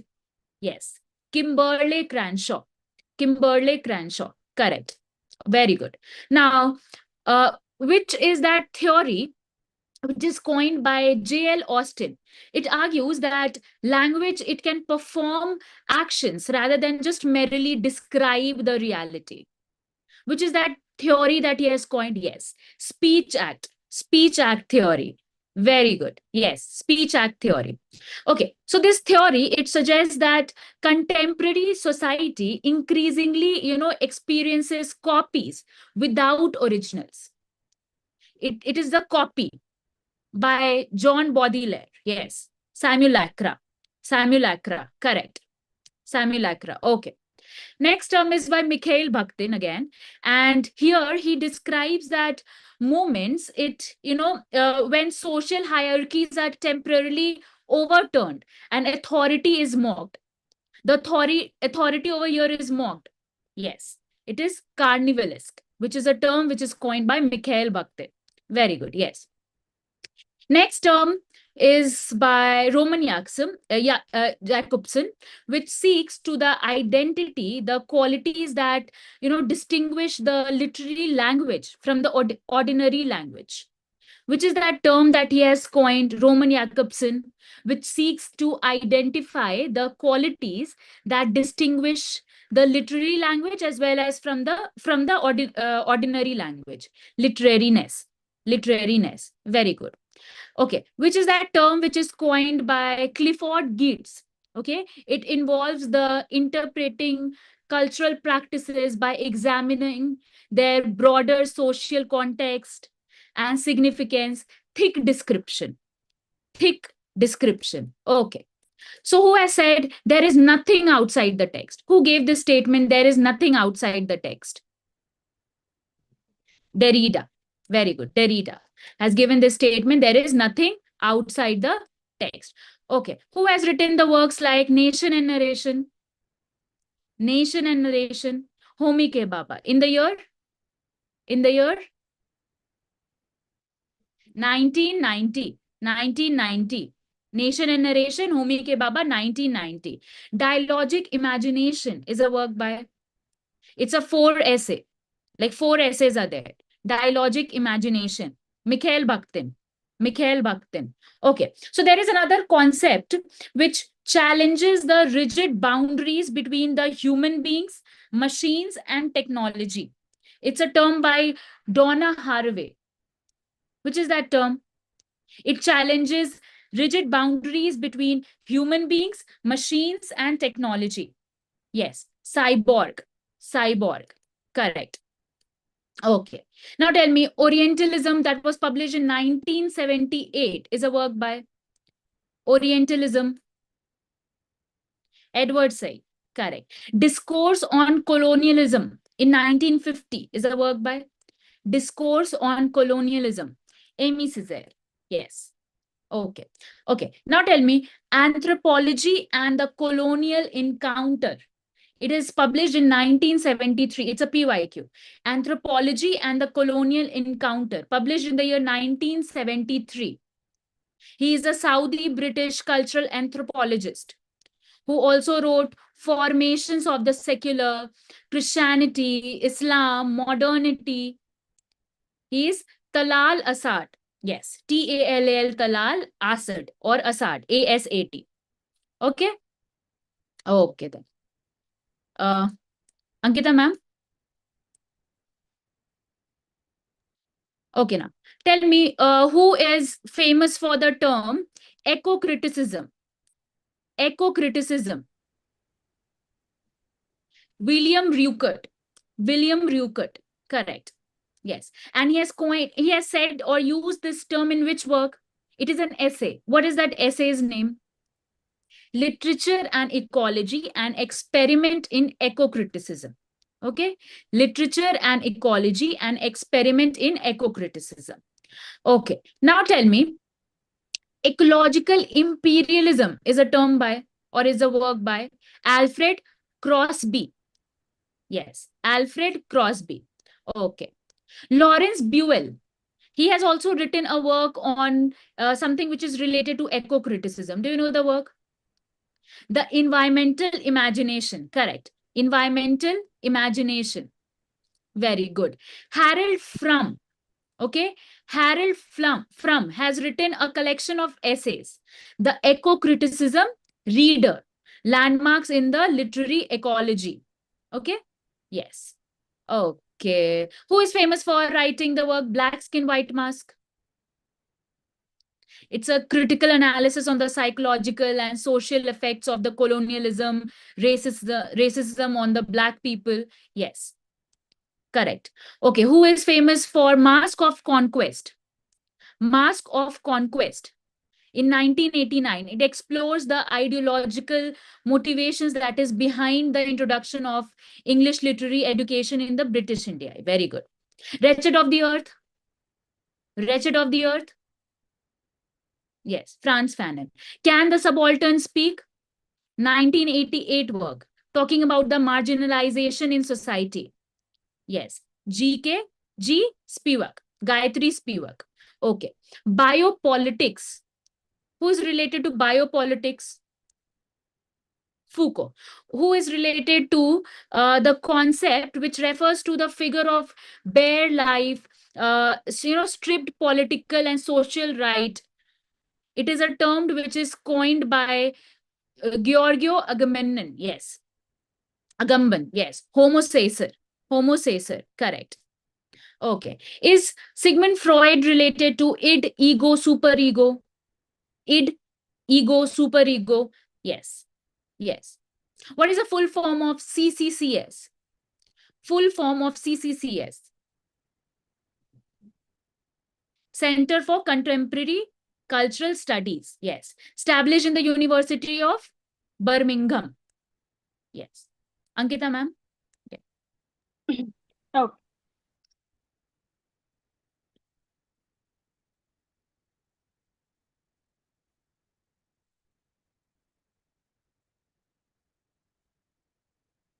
Who defined culture as a whole way of life?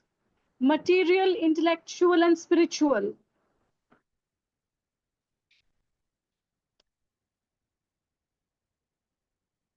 Raymond Williams, in the book Culture and Society, defined culture as a whole way of life, material, intellectual, and spiritual.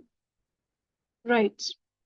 In Hogarth's The Uses of Literacy, what concept is used to describe the shift toward commercially manufactured Americanized mass culture. In Hogarth's The Use of Literacy, what concept is used to describe the shift toward commercially manufactured, Americanized mass culture? Candy floss world. Hogarth used the concept of a candy floss world in his 1957 book, The Use of Literacy, to describe the shift toward commercially manufactured, Americanized mass culture. Candy floss world. Okay. The CCCS was established in which year? The CCCS was established in which year?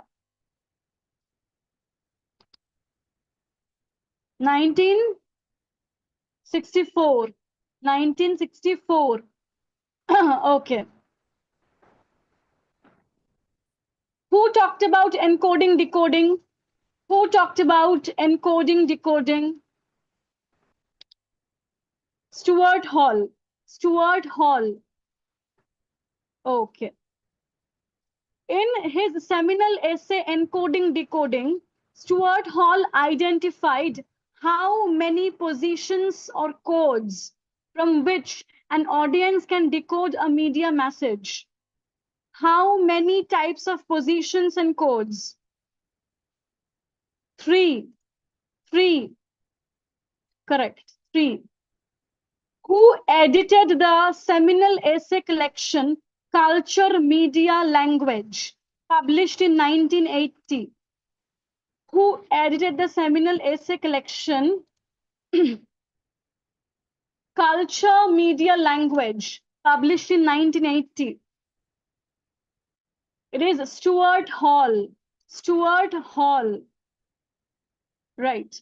E.P. Thompson's The Making of the English Working Class is primarily an exercise in which approach to cultural studies?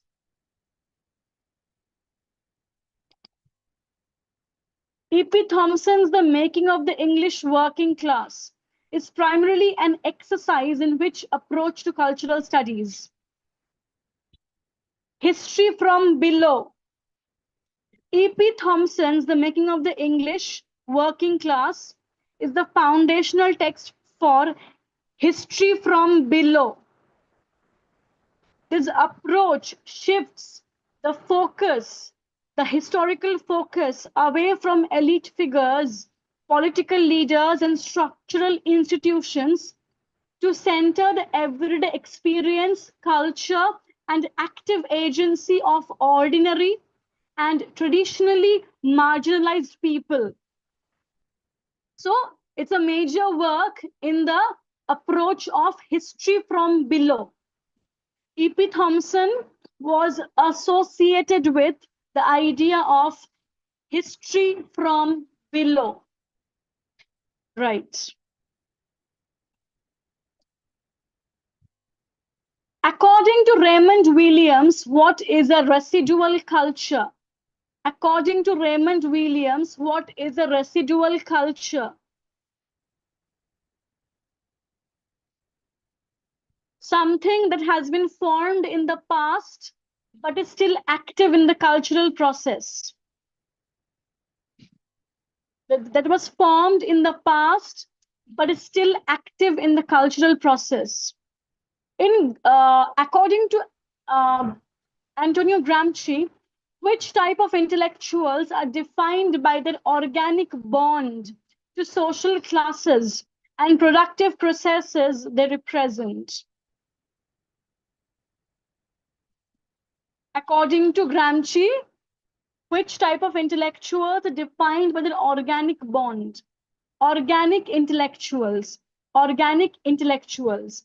Who coined the phrase, the medium is the massage? Who coined the phrase, the medium is the massage? Marshall McLuhan. Marshall McLuhan. Okay. In Understanding Media, Marshall McLuhan classifies technologies as hot or cool based on dash. He classified technologies as hot or cool based on what? based on the amount of audience participation they require. Based on the amount of audience participation they require. So Marshall McLuhan categorizes media in his book, Understanding Media, the Extensions of Man, based on the level of sensory detail they provide and the corresponding amount of effort or participation required from the audience to comprehend the message. Hot media are high definition. They leave little room for audience interpretation. But cool media, it is low definition and it demands high participation. So hot media, cool media, right? So who wrote the essay, The Work of Art in the Age of Mechanical Reproduction? Who wrote the essay, The Work of Art in the Age of Mechanical Reproduction? Walter Benjamin. Walter Benjamin. Walter Benjamin argues that mechanical reproduction leads to the loss of aura. Aura. True or false? Aura, which is the work's unique presence in time and space. Right. Who wrote the 1944 work, Dialectic of Enlightenment, which introduced the concept of culture industry? Who wrote the 1944 work, Dialectic of Enlightenment, which introduced the concept of culture industry? Adorno and Horkheimer. Adorno and Horkheimer. Correct. Okay. Yes, Preeti? Yeah. Yes. So would you like some questions from literary criticism, or you want from theory? You want a break? Okay. I'm just asking some easy questions from criticism. Is that okay? Yes. Okay then. Who said, I know one thing that I know nothing? Who said this line? I know one thing that I know nothing. I cannot teach anybody anything. I can only make them think. Who said this line? Socrates. Is he called as the father of philosophy? Father of philosophy? Yes. Yes. Okay. So there was a PYQ question which said that who is the one who translated Aristotle's works? So who was the one who translated Aristotle's work in Latin? In Latin? Valla. Yes. Giorgio Valla. Okay. Any idea who was the first one who did the English translation? English translation, Thomas Twining. Yes, Thomas Twining. Apart from that, there are other writers like Samuel Henry Butcher, okay, Ingram Bywater, who did it. But the first one in 1789, okay, in 1789 was done by Thomas Twining. In 1895, it was done by Samuel Butcher. In 1909, it was done by Ingram Bywater. Okay. So tell me, did Aristotle believe that poetry, it pleases your senses and acts as a safe outlet? You know, just focus on this word, safe outlet for your emotions. Yes. Yes. Okay. Now also tell me, is he famous for the term hamartia, which means tragic flaw or error? Yes. Yes. Peripeteia, what does it mean? Peripeteia. Yes, reversal in the story. Okay, what does the term agnoresis mean? Agnoresis. Discovery, recognition. Correct. Very good. Okay, now tell me yes or no. What does Aristotle mean by the phrase language with pleasurable accessories in his definition of tragedy? Does he mean that a language is full of rhythm and harmony? Language with pleasurable accessories. Does he mean that language is full of rhythm and harmony? Yes. Yes. Does he mean that language, it super rates with, it super adds with song? If we add song, it becomes more good. Yes. Yes. Okay. Aristotle argued that poetry, it provides an outlet for the release of intense emotion. What kind of outlet? Bad outlet or safe outlet? Safe outlet. Yes. Who is famous for Institutio Oratorio, which means education of the orator. It's a work by Quintilian, who has written works like Discoveries, which is a collection of critical reflections. Discoveries is a work by Ben Jonson. Ben Jonson. Apology for Poetry is a work by, or Defense of Poesy is a work by Sidney. Sidney, who has written Essay of Dramatic Poesy. Essay of Dramatic Poesy, Dryden. Okay, New Platonism.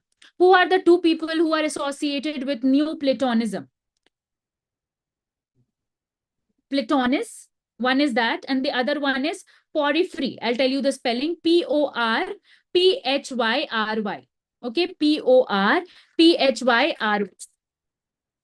Now tell me, who is supposed, or who is the one who said about or used the term poesters for the inferior poets?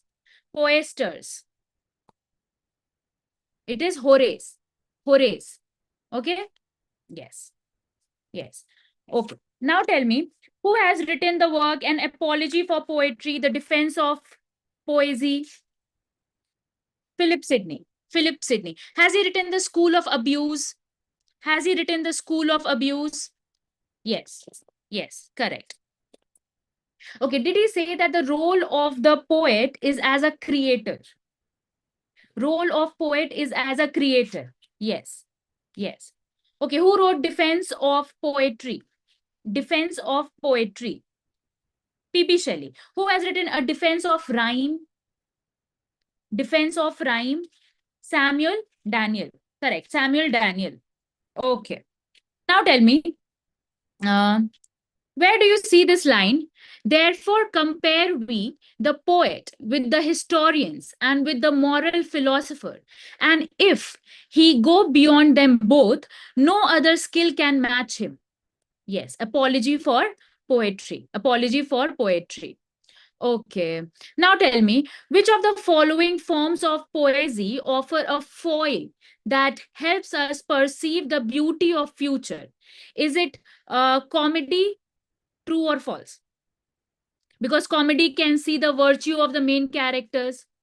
Is it comedy that can tell us the foil that will help us perceive the beauty of the virtue? Yes. Yes. Okay. Now tell me, who has given the principles like great thought, that is grandeur of thought, noble diction, strong emotions, dignified word arrangement? Yes, Longinus. Longinus. Okay. Now also tell me, do you know any work which is related to Longinus, or a term which is coined by Longinus? Yes, sublimity. Correct. Correct. Who has written works like Dunciad? Dunciad. Pope. Pope. Okay, where do you see the line? To err is human, to forgive divine. To err is human, forgive divine. By Pope. But where do you see this line? Essay in criticism. Essay, is it essay in criticism or on criticism? On criticism. A little learning is a dangerous thing. Yes. Okay. Now tell me, where do you see this line? Vast chain of being which from God began, nature's ethereal human, angel, man. It's a work by Pope itself, An Essay on Man. An Essay on Man. Fools rush in where angels fear to tread. Fools rush in where angels fear to tread. Pope. Pope's line, isn't it? Yes. Yes. Okay. Do you remember any other work, any critical work by Pope apart from this? Essay on Man.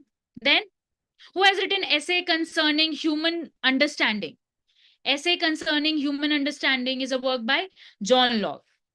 Okay. Tell me, an essay towards a new theory of vision. an essay towards a new theory of vision. It's a prose essay by George Berkeley. Okay, George Berkeley, an essay towards a new theory of vision. Okay, now tell me, Pope believed that good criticism should be informed by nature and reason. True or false? Pope believes that good criticism should be informed by nature and reason. Yes. Okay, so does Pope warn us against the critics who speak without the authority? He says that only the great critics or the great Greek critics should speak. Yes, yes. Okay, so Pope writes that, critics should be humble and fair as well as unbiased. True or false? Yes. So an essay on criticism, Pope here, he asserts that the rules of criticism are few and simple. True or false? It is few and simple. Yes, yes. Which is the mock heroic work by, or mock heroic poem by Pope? Rape of the Lock. Rape of the Lock. Okay, in essay on criticism, he has named a few people who are said to be, the main people who should comment about things, like Aristotle, Quintilian, Longinus. Yes. What else? Who else is left? Dionysius and Horace. Yes. Aristotle, Quintilian, Longinus, Dionysius, and Horace. Okay. Who has written Preface to the Fables? Preface to the Fables. Dryden. Who has written Ars Poetica? Ars Poetica. Horace. Okay. Who has written The Imagination? The Imagination. I.A. Richard has written The Imagination. Function of Criticism is a work by? Function of Criticism 1923 is a work by T.S. Eliot. Who has written Defense of Rhyme? Defense of Rhyme? Samuel Daniel. Okay. For whom did Dryden say, here lies God's plenty? Here lies God's plenty. Chaucer. Okay. Who was the Homer or father of our dramatic poets? Dryden said this line. So for whom did he say that he was the Homer, father of our dramatic poets? For Shakespeare. For Shakespeare. He needed not the spectacles or the books to read nature. Okay. These all are lines said by Dryden. Dryden. Okay. Now tell me, Johnson was Virgil. This was said by Dryden. True or false? Johnson was Virgil. Did Dryden say all these lines? Yes. Okay. Now tell me, he found it English brick and left it marble. Who said this line? He found it, which means it here is English. He found it brick and left it marble. Johnson said this about Dryden. Okay. Johnson said it about Dryden. Okay. Now tell me, who said that Chaucer found his English a dialect and left it a language? Chaucer found his English a dialect and left it a language. It is said by John Livingston Lowes, Lowes. Okay. John Livingston Lowes, Lowes. Okay. So Shakespeare was the Homer or father of our dramatic poets. Who said this line? And Ben Jonson was the Virgil. It is all said by Dryden in Essay of Dramatic Poesy. Essay of Dramatic Poesy. Again, I'm repeating.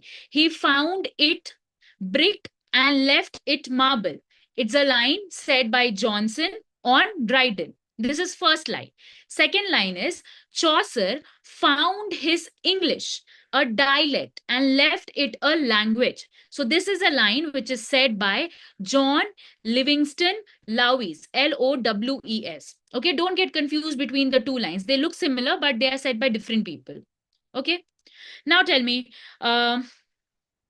so Shakespeare was the Homer and Ben Jonson was the Virgil. This is said by Dryden in Essay on Dramatic Poesy. Essay on Dramatic Poesy. Okay, who said that metaphysical poets are, by criticizing him, he said they are the violent yoking of disparate ideas. Violent yoking of disparate ideas. Who said this about metaphysical poets? Yes, correct. Samuel Johnson. Samuel Johnson.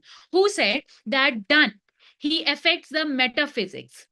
Donne affects the metaphysics. Who said this? Dryden. Dryden said that Donne affects the metaphysics. Okay. So Dryden, he admired Chaucer and called him dash of good sense. Dash of good sense.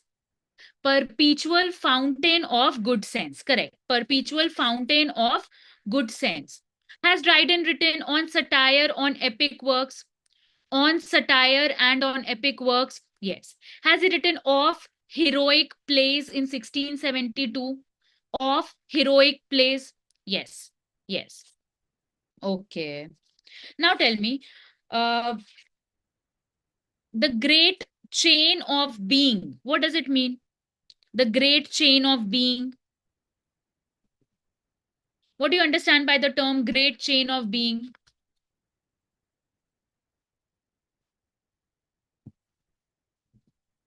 Hierarchical, yes. Okay. Who has written preface to dictionary? Preface to dictionary in the year 1755? Johnson. Johnson. Okay. Okay. So Johnson said, their thoughts are often new, but seldom natural. They are not obvious, but neither are they just. And the reader, far from wondering that he missed them, wonders more frequently by what perseverance of industry they were ever found. He said it about metaphysical poets. Correct. He said it about metaphysical poets. Okay. Where do you see this line? Poetry is art of uniting pleasure with truth. Poetry is art of uniting pleasure with truth. Life of Milton. Okay. Life of Milton. Okay. Now, who said a poetry is which pleases many and pleases for long? A poetry is which pleases many and pleases for long.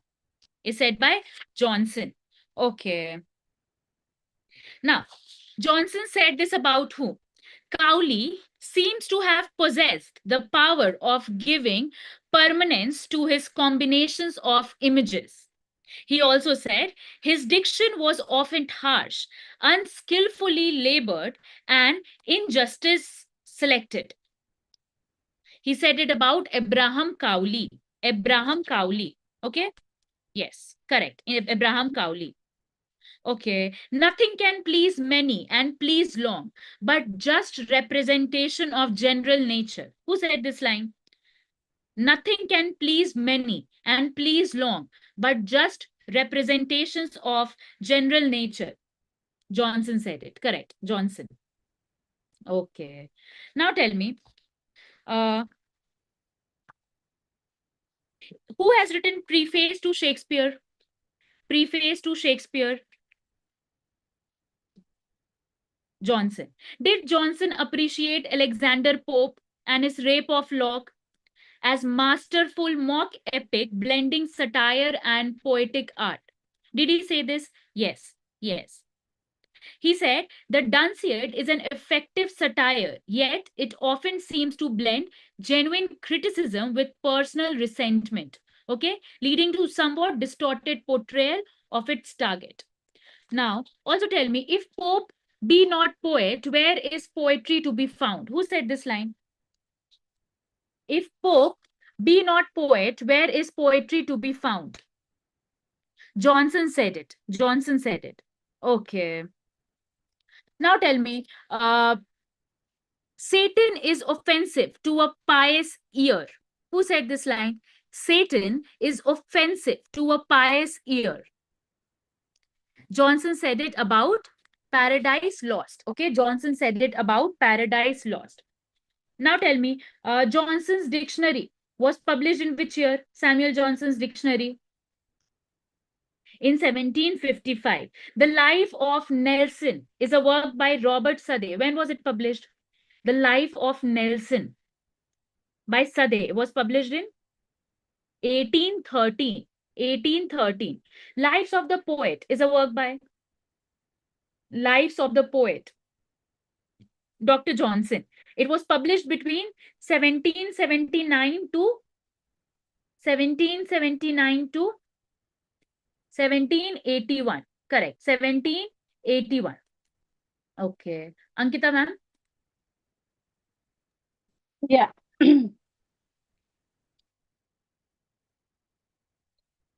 All right. Tell me, who wrote One Dimensional Man? One Dimensional Man. Herbert Marcuse. Herbert Marcuse. All right. Who propounded the idea of the semantic triangle? Who propounded the idea of the semantic triangle? I.A. Richards. I.A. Richards. Correct. All right. Who wrote The Practice of Everyday Life? Who wrote The Practice of Everyday Life? It's a book by whom? The Practice of Everyday Life.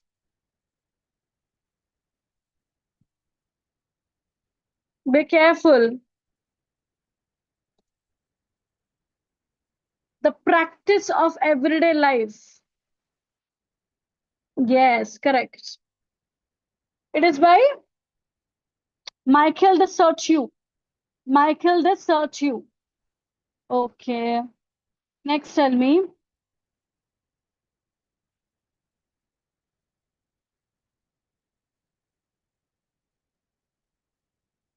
In Homi Bhabha's theory, what is mimicry? In Homi Bhabha's theory, what is mimicry? What is mimicry? It's a subversive, imperfect representation of the colonizer that destabilizes authority. Okay. Next, tell me. In Discipline and Punish, Foucault uses the architectural figure of the panopticon to illustrate what? In Discipline and Punish, Foucault uses the architectural figure of the panopticon to illustrate what? Surveillance and internalized control. Surveillance and internalized control. Has Foucault talked about governmentality? Has Foucault talked about governmentality? Yes. Who used the term abjection as an attempt to undo the binary logic of much psychoanalytic thought? But the concepts of desiring subject and object of desire often represent a codependent position. Abjection, Julia Kristeva. Julia Kristeva. Okay. Has Derrida talked about absence presence? Has Derrida talked about absence presence? Yes. Who first propounded the concept of absurdity in the essay, The Myth of Sisyphus, 1942? Who first propounded the concept of absurdity in the essay, The Myth of Sisyphus, 1942? Albert Camus. Albert Camus. Who used the term actant? Who used the term actant? A.J. Greimas. A.J. Greimas. Right. A.J. Greimas.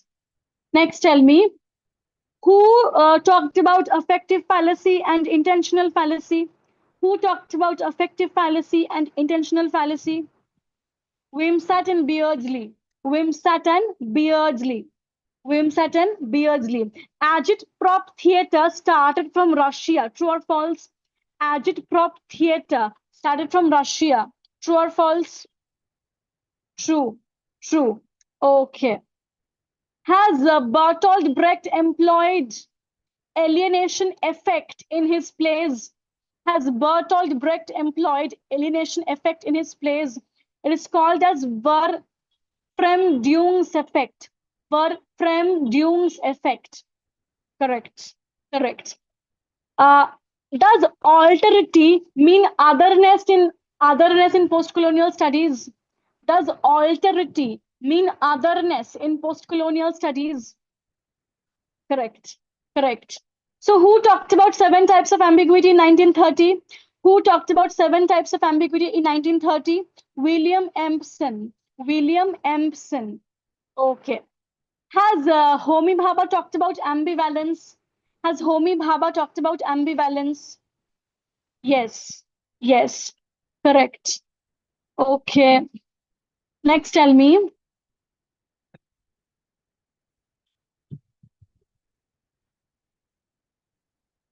Has Virginia Woolf talked about the concept of the androgynous mind in a room of one's own?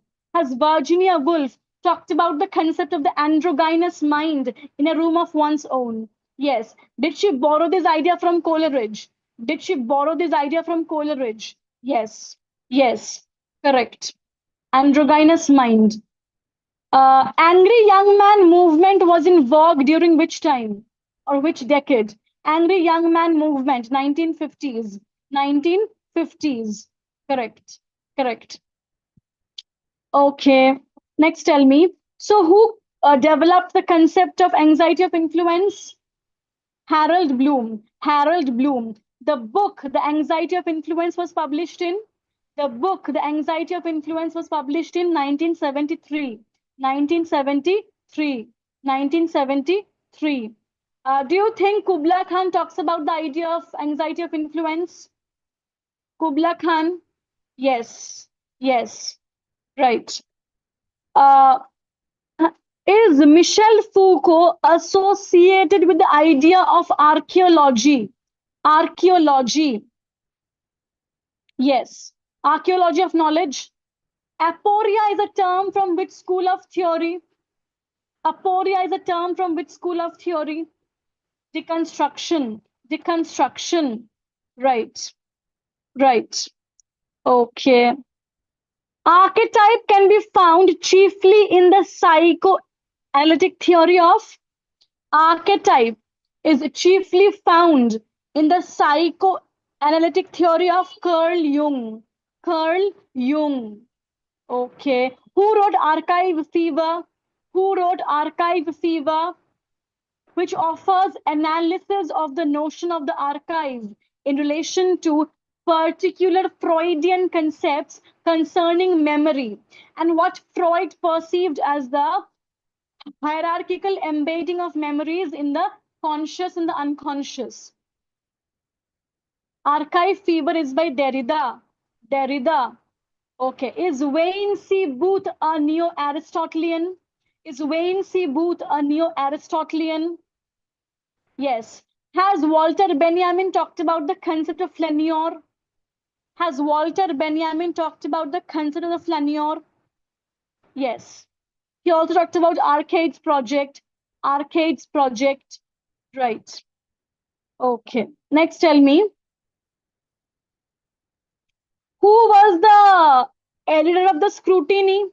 Who was the editor of the Scrutiny? F.R. Lewis. F.R. Lewis. Who wrote Being and Nothingness? Being and Nothingness. That's by Jean-Paul Sartre. Jean-Paul Sartre wrote Being and Nothingness. Being and Nothingness. Okay. Base and superstructure is an idea from. Base and superstructure is an idea from Marxism. Marxism. This idea was discussed in Marx's preface to A Contribution to the Critique of Political Economy. A Contribution to the Critique of Political Economy. Okay. Deleuze and Guattari has talked about the idea of becoming. Deleuze and Guattari has talked about the idea of becoming. True or false? Yes. Yes. Okay. Next, tell me. Yes. Okay. Yeah, done. So next, tell me. Who wrote the book, The Rise of the Novel? Who wrote the book, The Rise of the Novel? The Rise of the Novel is by Ian Watt. Ian Watt. Is bricolage a French term? Is bricolage a French term? Yes, bricolage is a French term. It's a French term. Okay. Who talked about or who wrote notes on camp? Who wrote notes on camp? Susan Sontag. Susan Sontag wrote notes on camp. Notes on camp. Okay. Next, tell me. Who is associated with the term carnivalesque? Who talked about the term carnivalesque? Mikhail Bakhtin. Mikhail Bakhtin talked about carnivalesque. Carnivalesque. Okay. Who talked about Cora, which refers to a fluid-like state, pre-Oedipal fluid-like state of being? Julia Kristeva. Julia Kristeva talked about Cora. Cora. Who talked about chronotope? Who talked about chronotope? It refers to the aesthetic or envisioning of the human subject as situated materially within a specific geotemporal location or spatial temporal structure, which determines the shape of the narrative. There is a time and space of the novel. Time and space of the novel. Chronotope. Chronotope by Mikhail Bakhtin. Mikhail Bakhtin. Does new criticism promote close reading? Does new criticism promote close reading? Yes, new criticism promotes close reading. Close reading. The idea of a collective unconscious was discussed by Carl Jung in which work? The idea of a collective unconscious was discussed by Carl Jung in which book? The Archetypes and the Collective Unconscious. The Archetypes and the Collective Unconscious. Okay, the Archetypes and the Collective Unconscious. All right. Is commodity fetishism an idea of Marxism? Is commodity fetishism an idea of Marxism? Yes. Who wrote How to Do Things with Words? Who wrote How to Do Things with Words? That's by J.L. Austin. J.L. Austin. It talks about performative speech. Performative speech. Correct? Okay. Next, tell me who talked about écriture féminine? Who talked about écriture féminine? Helen Cizou. Helen Cizou in The Laugh of the Medusa. In The Laugh of the Medusa. Countertransference is a psychoanalytic term coined by whom? Countertransference is a psychoanalytic term coined by Freud. Freud. Okay. What is common among Adorno, Horkheimer, Herbert Marcuse, Jürgen Habermas? What is common among them? They all belong to the Frankfurt School of Critical Theory. They all belong to the Frankfurt School of Critical Theory. Okay. Frankfurt School of Critical Theory. Who used the phrase cultural capital to describe the hidden value attached to learning and education in otherwise apparently ruthlessly capitalist Western societies? Pierre Bourdieu talked about cultural capital. Cultural capital. Who employed the term cultural poetics? Who employed the term cultural poetics? Stephen Greenblatt. Stephen Greenblatt. Stephen Greenblatt. Who talked about dromology? Who talked about dromology? Paul Virilio. Paul Virilio talked about dromology. Dromology. Okay, yes, dromology. Right. Next, tell me, is Ernest Gellner a post-colonial theorist? Is Ernest Gellner a post-colonial theorist? Ernest Gellner. Is Anya Lumba post-colonial theorist? Anya Lumba, Leela Gandhi, Partha Chatterjee? Yes, Dipesh Chakravarti.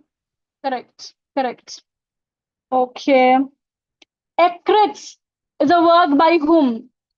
Ekritz is a work by whom? Ekritz, that's by Lacan. Ekritz by Lacan. Lacan. Who talked about the concept of desiring machine? Who talked about the concept of desiring machine? Deleuze and Guattari. Deleuze and Guattari. Did they talk about deterritorialization? Did they talk about deterritorialization? Yes. Yes. Okay. Ferdinand de Sergio talked about diachronic and synchronic study of language. Sergio talked about diachronic and synchronic study of language. Yes. Yes. Is dialectic a term with Marxism? Is dialectic a term with Marxism? Yes. Yes. Okay. So who talked about dialogism? Who talked about dialogism? Dialogism. Mikhail Bakhtin. Mikhail Bakhtin. Okay. What do you mean by diegesis? Is it a term from film studies and cultural studies? It is diegesis. It was widely used by Roland Barthes and Gerard Genette, which means narration or description presented without judgment or analysis. Diegesis. Diegesis. All right. Diegesis. Okay. Next, tell me. Who employed the term dissemination? Dissemination. That's by Derrida. Derrida. Okay. Dromology is Paul Virilio. We have already talked about it. Next, tell me.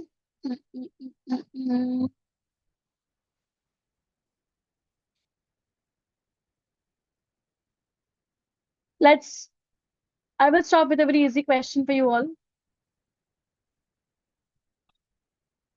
Martin Heidegger employs the practice of erasure in the question of being, in which the word being is crossed through. So erasure is a gesture in critical theory and political thought, which refers graphically to the act of crossing out a word, but retaining the word and the crossing through. Is it true? Erasure. It was prominently used by Heidegger in his work, The Question of Being. The Question of Being. Last question. Who talked about strategic essentialism? Who talked about strategic essentialism? Gayatri Spivak. Gayatri Spivak. Right. So now at 8:30, Bhagya ma'am will start with linguistics. But before that, I just want you all to know that you all have done amazing. I have been very closely associated with your batches from the very beginning. I have seen how hard you all have worked. And I really wish you execute your hard work really well on your exam of 25th.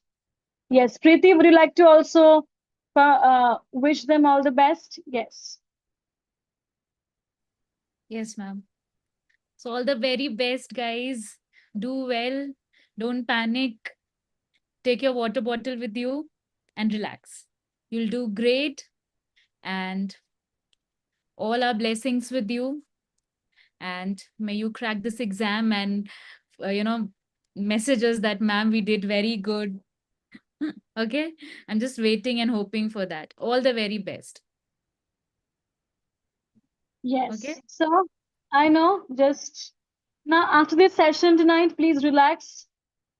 All right. And don't worry. Even if you see some questions are lengthy, don't panic about it. Do it later. If you feel like you don't want to do it at the very beginning, come back to it later. Don't waste your time at the very beginning of the exam. Right? Don't waste your time at the very beginning of the exam. Do the easier questions first so that it gives you some confidence.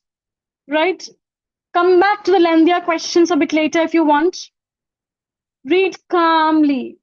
Stay very calm. So stay very calm. Yeah, it's 4:30 wala session. I think yes, it will be uploaded. Yeah, of Shondip Dada, right? Shondip Mondal Dada. He took that session, right? Yeah, yeah. I think it will be uploaded. Yeah. Now let me see. Has Bhagya ma'am joined? Yes. So Bhagya ma'am has joined, and now she will continue with linguistics. All right. Okay. No, there is no class tomorrow. Okay. So now Bhagya ma'am will teach linguistics. I mean, will revise linguistics with you. Okay. Thank you to all of you for being so patient, for being one of the most wonderful batches, and all the very best to you all. Don't get sick or something. Take really good care of yourself at these last moments.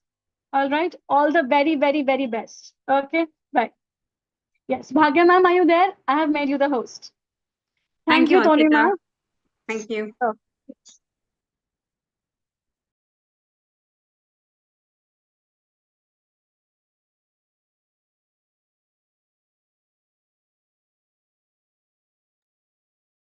Hi, everyone. Good evening. I hope I'm audible.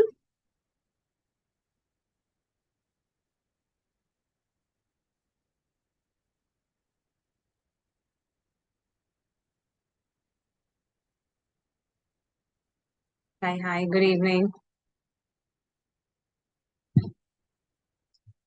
Uh, yeah, maybe 5 minutes, a quick break. All right. I think, yeah, your class just got over. Okay, fine. Yeah, we'll begin in 5 to 6 minutes. Great. You can just run and have some water and come back. Okay.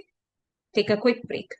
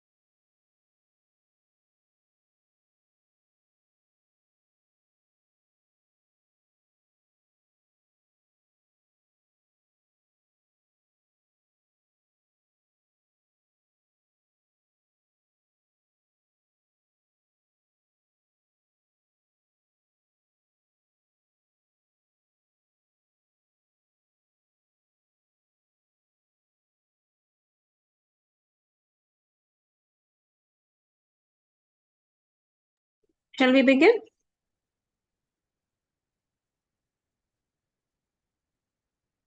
Yeah. So how is your preparation going on with linguistics?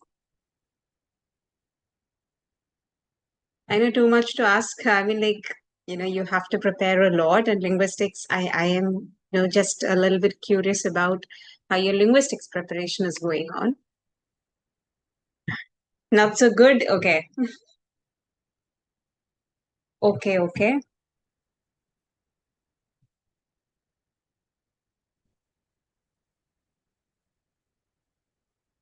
Can be better. Okay, that's a remark that you're giving yourself. Aditya, you're skipping everything at this point. Please don't. I think I should have reserved my question. Okay. But we still haven't given the exam, so there is hope. Okay. So today we'll go through a few questions. Again, no worries if you get wrong answers. If you're not sure about the answer, if you go blank saying the question, I don't think I've got that many, very tough questions and all. But the idea is to learn. Okay. All the test, all the revision, all the review questions, everything that goes on before the exam, everything should lead to learning. Okay, so today we're beginning now. So basically, I'll show you the question. It will carry options. You have to give the answers in the chat box.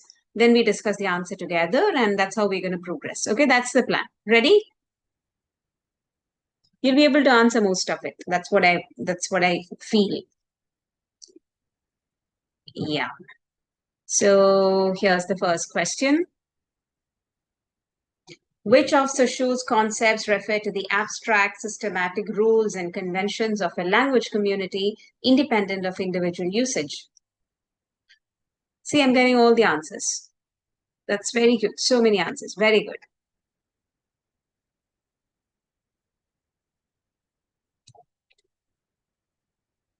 Exactly. It's option B, noun. Whereas if it is the individual usage, that's the parole. Syntagmatic, paradigmatic, again, a different concept. That's not, what refers to the abstract concept and all those things. It's a different concept by Saussure. Okay, so the answer to this question is lang. Here's the second question. According to Chomsky, the innate mental faculty that allows humans to acquire language is known as. And what is A? Can you give me the full form of LAD?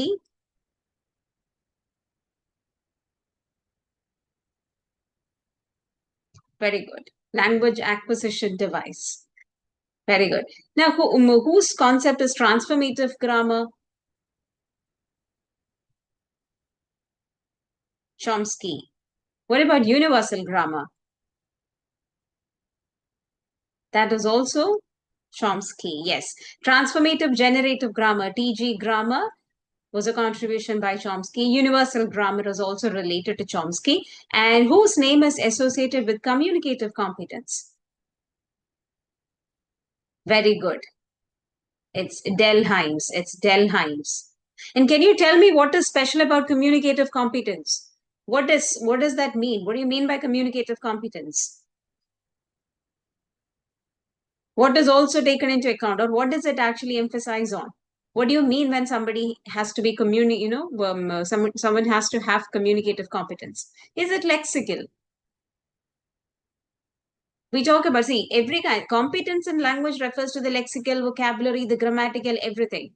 So when communicative competence, the term communicative competence is used, what Delheims referred to was the functional use of language, also the social use of language, knowing what is appropriate in, in a respective context, the informal language, the formal language. So knowing the social angle of the language is also important. That is what communicative competence is about. Okay.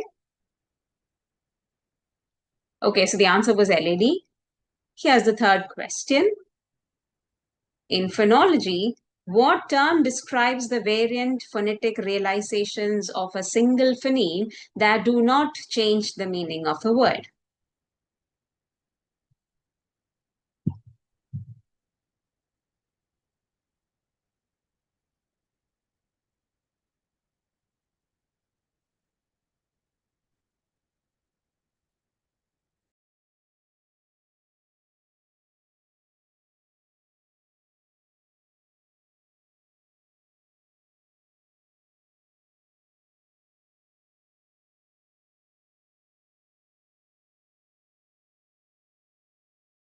Yes, option C, allophones. Option C, allophones.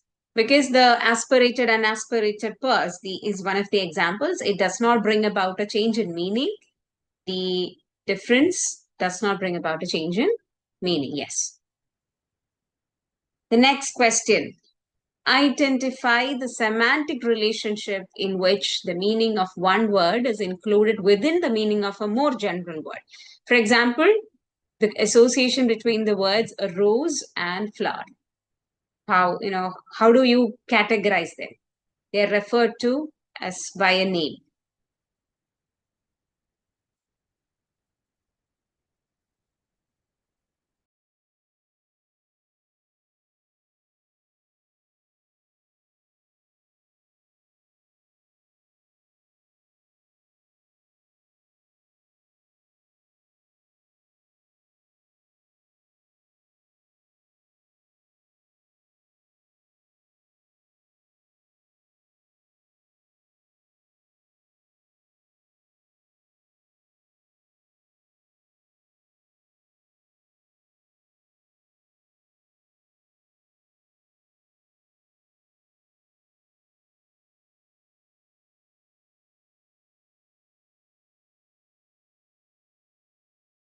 Sorry, I was speaking and I didn't notice. Hyponym is the specific term and hypernym is the general term. Okay.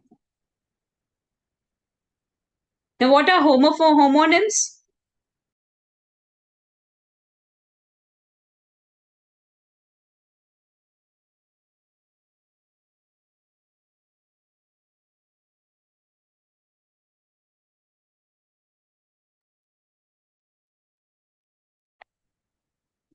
Yeah. Different meaning, same pronunciation. Okay. So the answer to this one is hyponym. In morphology, the word unhappiness contains how many morphemes?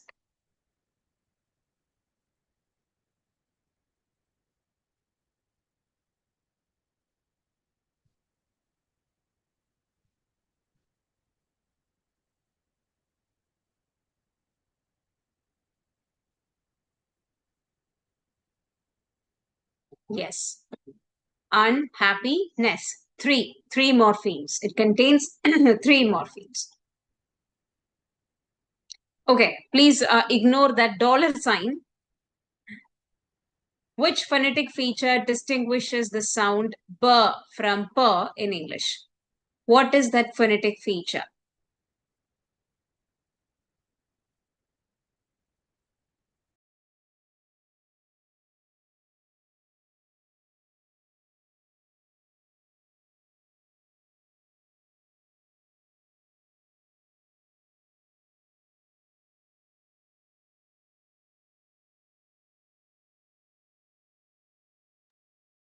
I see a lot of you answered as option B. Do you think there is a difference in look at the question. Which phonetic feature distinguishes, differentiates? So do you think the manner of articulation is different? P and b?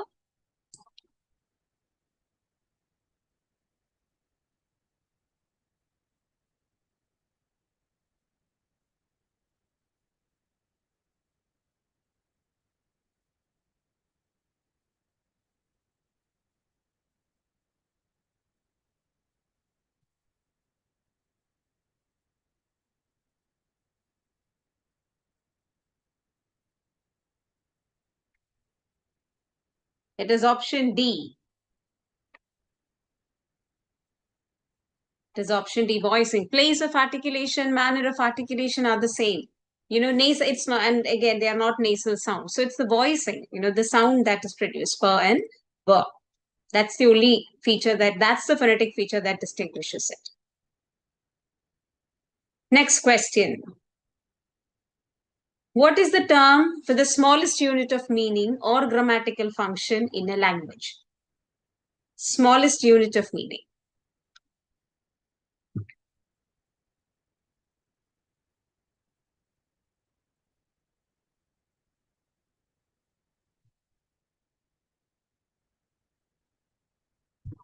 Yes, it's option C, morpheme.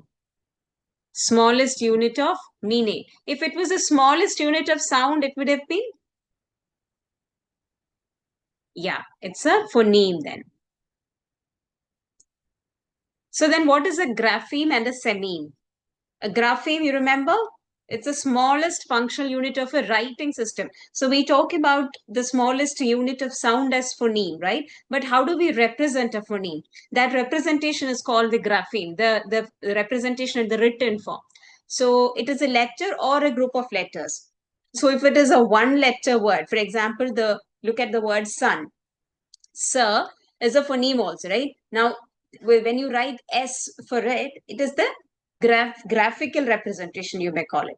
If there are two letters used, as in sh, the sh sound, in order to represent the sh sound in the written form, you need S and H. So because two letters are involved, it is a digraph. Similarly, for example, if you take the word school, S-C-H, there are three sounds that you have to, you have those words. So that S-C-H is actually a trigraph because three letters come in that place. So, the written representation of a sound, the smallest functional unit, that's a grapheme. Now, what is a sememe? Sememe is again a word, a concept that comes under the topic of semantics. Okay, the language unit of meaning, which is analogous to a morpheme.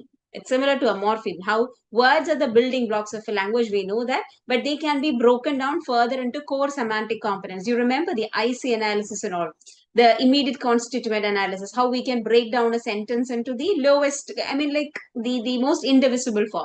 So if you look at the word meaning, for example, if you take the word boy, in how many versions you can break it down? The boy as a human, a male, and a child.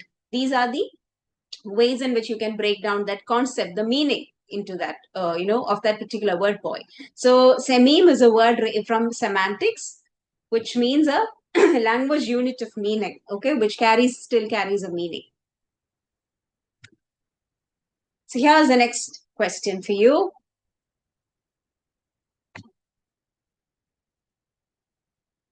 Charles Hockett's design features of language includes displacement. And what do you think he refers to by this term displacement?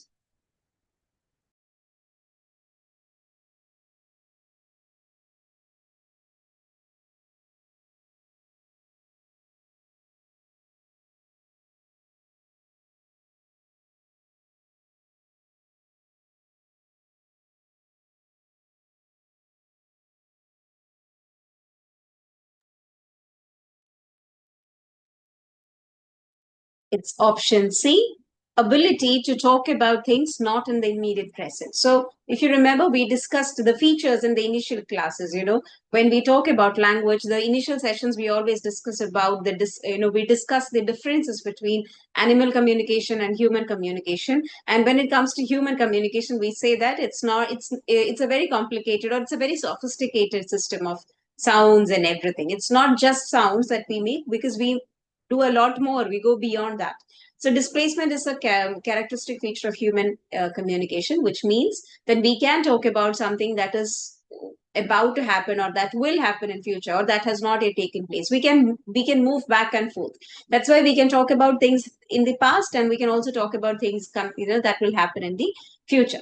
Now, I see that some of you are already some of you opted option B as ability to produce infinite number of messages. Now, that is also a feature of human language, and that's exactly what Chomsky studies through transformative generative grammar.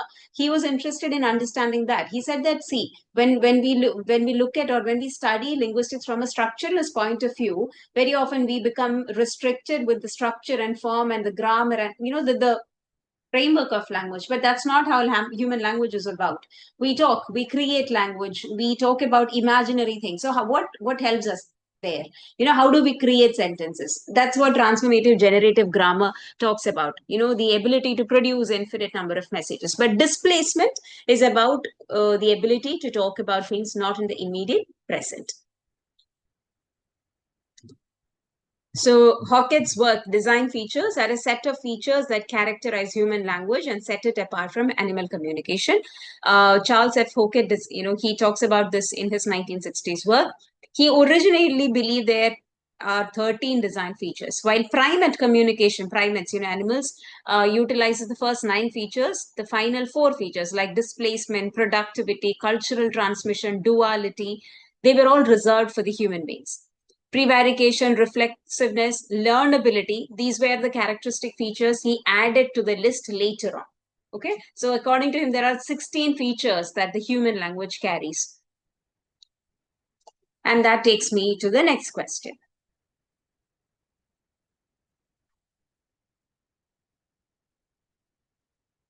In X bar theory, every phrase must have a dash or and dash.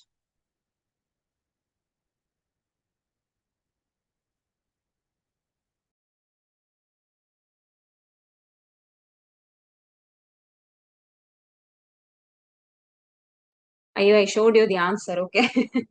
It's option C, head. Okay, it's option C, head. Now, what is X bar theory? Now, this is related to Chomsky. So you have so many concepts that you have to remember when you think about Noam Chomsky. It's not just competence performance. It is not just deep structure, surface structure. It is not just TG grammar, universal grammar, LAD, innate hypothesis. And this one also gets, included in the list, which is the X-bar theory. It is a model of the phrase structure and a theory of the syntactic category formation that proposes a universal schema for how phrases are organized in a sentence. According to this theory, all phrases share a common feature, regardless of their specific category. You remember we learned noun phrase, verb phrase, adjectival phrase, adverb phrase. A phrase will carry a subject, okay? Now, a noun phrase will have one noun as the, major word there. Okay. Now, this structure, and similarly, a verb phrase will carry a verb, and that's how we identify that particular phrase as either a noun phrase or a verb phrase or an adjectival phrase. Now, this structure is called as X-bar schema. And according to this idea, according to this theory, that every phrase has a head which determines the type. So, for instance, if you call a phrase as a noun phrase, that means it has a word that identifies as a noun. Therefore, it becomes a noun phrase, which takes the role of the major role, that defines the nature of that phrase. Similarly, if you call a phrase as a verb phrase, you identify a word as a, which is a verb that takes on the dominant character in that particular phrase, which gives it the character of or the nature of a verb phrase. So that word is called a head. And that's the question also. What was the question? Every phrase must have something in order to identify itself as a noun phrase or a verb phrase or, adjectival phrase. That is a head. And that head could be a noun, a verb, adjective, adverb, and so that is the one. That particular major, the dominant word is called the head. And this was proposed by Chomsky. Next question.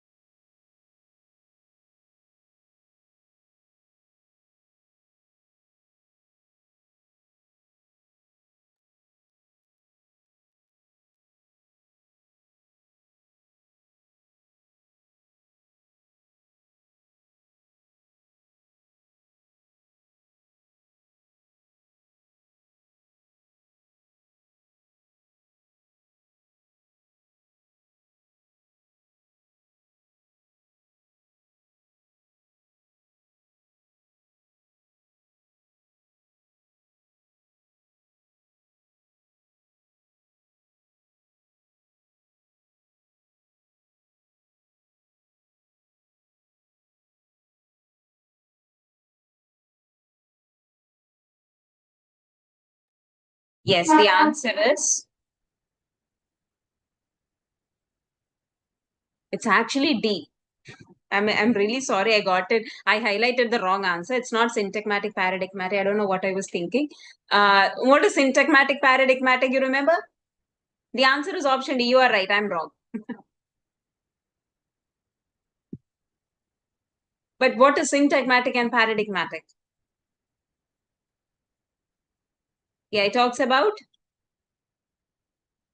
Yeah, very good. The horizontal vertical relation between the words. Very good.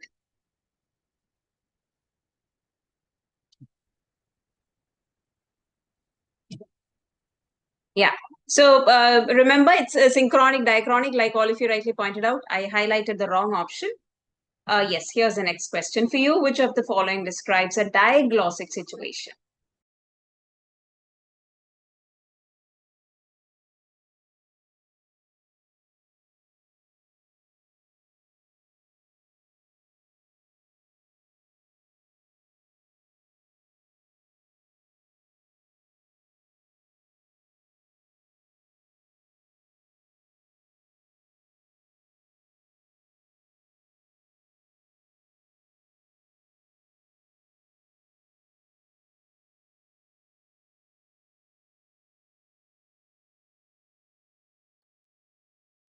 When two varieties of a language are used in a community, one for formal and the other for informal context. Very good. So when a person speaks two languages, what do you call that person? What is that called? Bilingual. Yes. When the spelling of a word does not match its pronunciation, what happens? We call it a discrepancy. Okay. And when a language has no native speakers, what is that?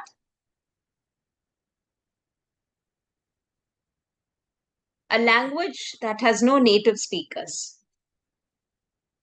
You know it. We've discussed it a number of times. No, it's still not dead. It's not pidgin. Yeah, it's pidgin, not Creole. So I was about to tell you it's Creole. Creole is the one with the native language, right? Very good, very good. See, you all say that you have no clue, you haven't prepared and all. You know the work. You know your material. Very good. It's pidgin. Pidgin is developed for a specific purpose. So it's a language that is created, okay, to serve a particular purpose. But when it becomes, it just goes on to stay and it is picked up by the next generation, it becomes a native language, their first language. And that's when it is called a Creole. Yeah. So when a language has no native speakers, it's a pidgin. Very good. Okay. And diglossia, it's like the standard variety, okay, of the same language. One formal and the other informal. Yeah. The next question. The English plural morpheme has three distinct forms, sir, z, is. These are all examples of what?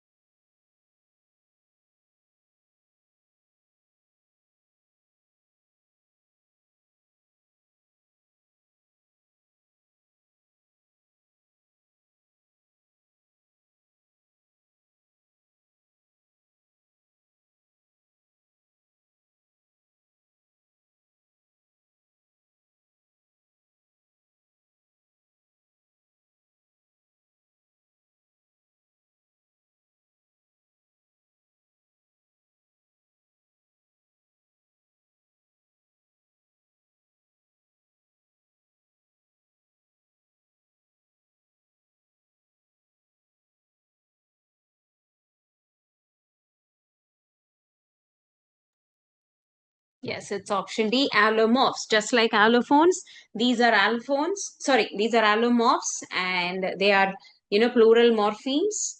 And they do not bring about a change in meaning. Their function is to give the plural mark. Their function is to be or perform the job of a plural marker. So they are allomorphs. Yes, this is the next question. John Austin's Theory of Speech Act distinguishes between the locutionary, illocutionary, and perlocutionary act, out of which, what is the illocutionary act referred to?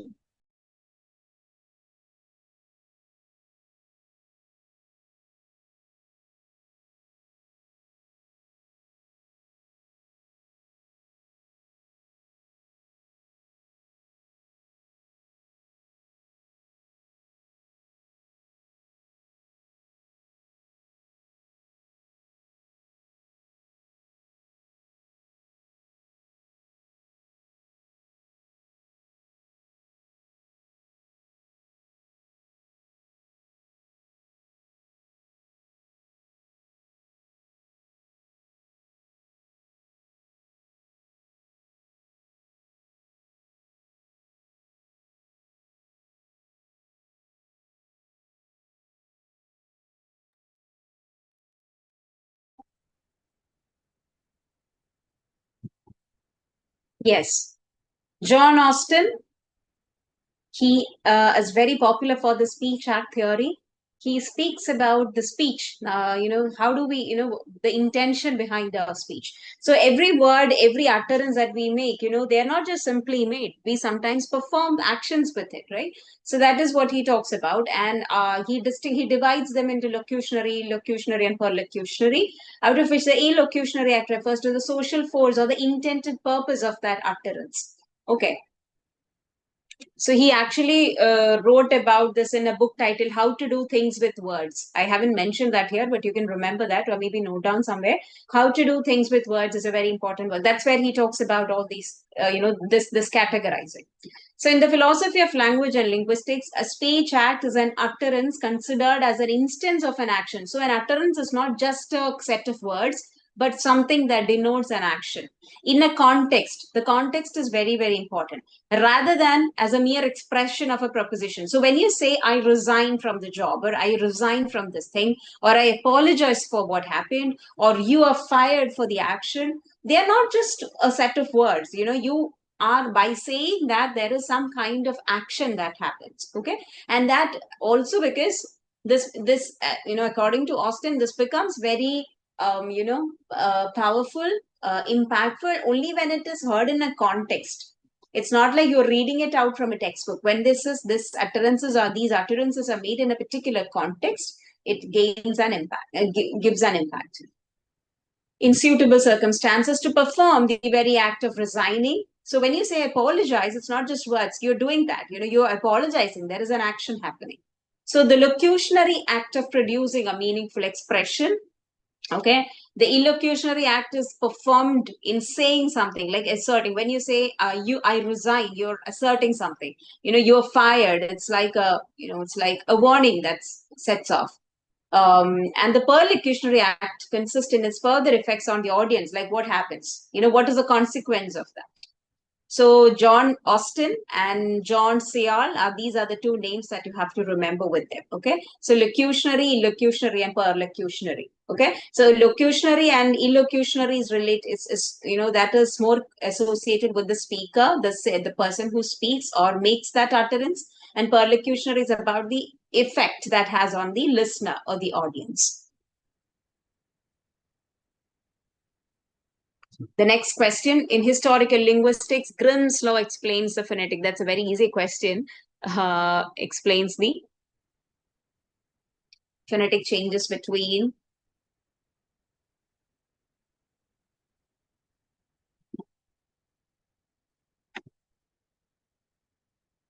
the Proto-Indo-European and the Proto-Germanic. English is a Germanic language. Can you identify the word formation process in the word brunch? Is it acronymy, clipping, bending, or compounding?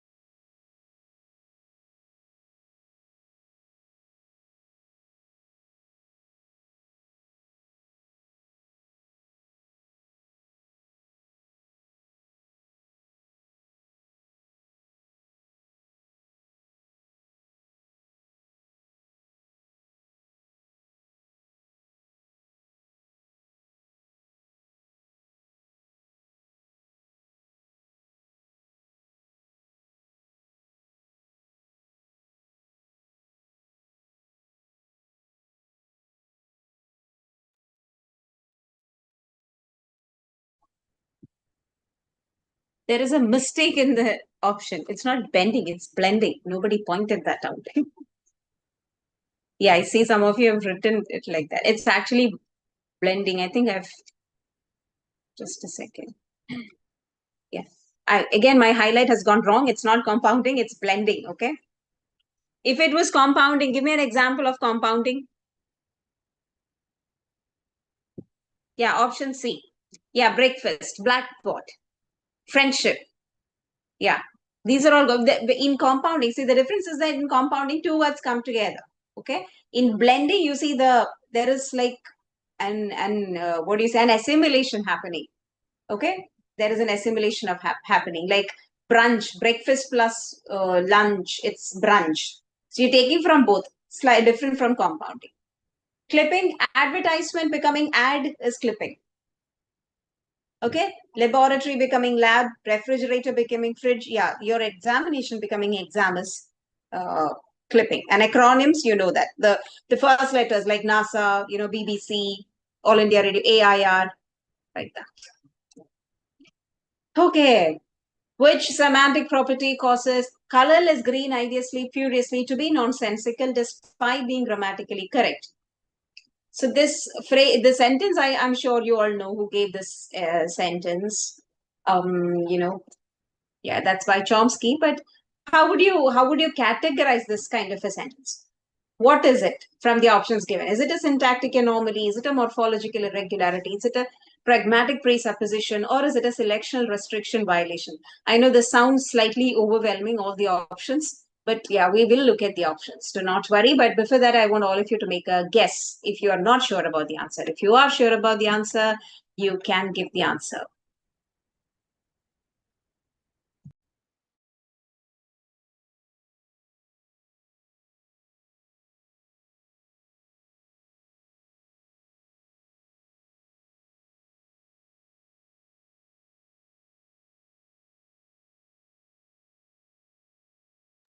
Okay, let's look at the answer. Some of you say C, D, B. Nobody says it's option A. Why not? Thank you, Suparna Rekha. Okay, now let's see what the answer is, okay? Yes, it is grammatically correct. Yeah. But I know that you all, and that's given in this question also. It's nonsensical despite being grammatically correct. That's what you all say. But there is a certain term for this. Let's look at each of them. The answer is option D, selectional restriction violation. We're going to take a look at each of them, okay? What is a syntactic anomaly? Let's see, first of all. So a syntactic anomaly occurs when a sentence violates the structural and grammatical rules or the syntax of a language. So if there was a grammatical error in the sentence, we can call it a syntactic anomaly. But we know that colorless green ideously, furiously, it's grammatically correct. Hence, it is not a syntactic anomaly. Say, for example, for an anomaly, syntactic anomaly would be cat, the, sat, mat, the, on. You know, it's all, the word order is all messy. There is no grammar there. Now, let's look at what a morphological irregularity is. Now, this happens when a word deviates from the standard predictable grammatical rules. Again, you are very thorough about this. I'll give you one example and you will remember. See, when we make the past tense forms, okay, we have the regular, irregular verbs. You remember we've learned that in school. So we have these words like walk, jump, and what do you have? Walk, jump, where you form the past tense with ed, walked, jumped, shaped, molded, there are words like that. But then you also have other words, other set of verbs like sing, run, drink, where the past tense is not formed by adding the ed form. It's an entirely different word. So that is why we say that you deviate from the standard predictable grammatical rules. For example, if this process is called suppletion, okay, now there is also something called zero derivation. For example, there are certain words plural. For example, let's take the word furniture. What is a plural of furniture? If we had to go by the standard grammatical rules, we should be saying furnitures. But then we are told it's not furnitures, it's still furniture. So then again, a deviation from the standard grammatical rules. So those are examples of morphological irregularity. So again, the sentence that we've got with us is not an example of morphological irregularity, right? Now coming to the third option that was given there, a pragmatic presupposition. Now, what is a presupposition? So all these things that we are talking about, it talks about the language that we are using, right? So there are so many aspects about human language, and that's why I said it's kind of sophisticated. The way in which we use language, they're not always very straightforward, and not everything is stated explicitly. I'm going to give you this example. So when you hear a sentence like this, John regrets that he lied, okay? John regrets that he lied. So when you hear someone said this to you, maybe, John is a common friend to you, you understand, it goes without saying that John probably lied before that. And that's why he's regretting, right? right? That's why he's regretting that he lied. So the utterance, not every utterance states everything explicitly. It's not mandatory to say that John actually lied. John regrets that he lied. No, when you say that John regrets that he lied, it's understood. It is presupposed that he lied. So it's a background assumption a speaker takes for granted. Now, this works only when the speaker and the listener are in the same page. They're on the same page. Both of them should know who John is and why, that lying thing happened and all those things. So when the speaker and the listener both of them have a background assumption, they can actually, take the risk of not saying everything explicitly and speak only what is required, because a lot other information can be assumed from the utterance. So that is a quality of the human language. So that is called as pragmatic presupposition. Okay, there has to be mutual knowledge for this to take place. Now, finally, our answer, which is a selectional restriction violation. Now, this is something that happens in the language. When the meaning of a word clashes with the word it is paired with, defying our basic logical expectations. And that's exactly what the Chomsky sentence does to us, right? When you say that colorless green ideas sleep furiously, it's defying our basic eye. Like, we cannot make sense out of it. We know there is grammar. We know it looks all right at the beginning, but then you realize, no, everything is not so right. So this particular situation is called selection restriction violation. Look at these examples. The plant is wilting. So just like when we spoke about the morphological irregularity, I said there is a deviation from the grammatical rule. Selection restriction violation is about semantic deviance. Where when you say semantic deviance, it is also referring to the meaning, the idea that you want to convey, something that defies our logic. The plant is wilting, right? When it is not watered properly and all, a plant will wilt. But can you say the building is wilting? No, a building doesn't. This particular argument, the building violates the selection restriction of the predicate is wilting. So wilting does not go well with the word, the building. Sam drank a coffee. Fine. That's understood. It's comprehensible. But Sam drank a car? Now that's not possible. But don't you think it's a grammatically correct sentence? It is. But it is a semantic deviance. The argument, a car, it contradicts the predicate drank. Okay, so why do we speak about selectional restriction violation? This is a way in which we understand how human beings comprehend language. Now, interestingly, you can see this violation. It's a sort of a violation of meaning. There certain things do not go together, even though they might appear grammatically correct. So you can see these kind of violation happening in poetry and all. You can see some, that's why we see inanimate objects as animate, being, for example, this personification that we speak about. It's a kind of a violation in normal human conversation. Right. So that is what this is about. So these are all very interesting features of human language and the way in which the linguists are trying to study languages, all how language is produced and how we comprehend and all those things. Okay. Yeah. So moving on to the next question. Was that clear, all of you?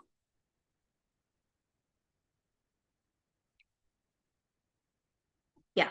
So which school of linguistics is primarily associated with the work of Bloomfield?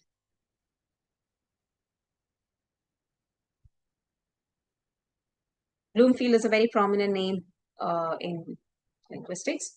It is, it's American structuralism. Let's go through some of the questions quickly now. Easier ones, I'll stop at questions where you need a little bit of explanation. Yeah. Which of the following statements about an allophone is correct? We've already seen a question on allophone.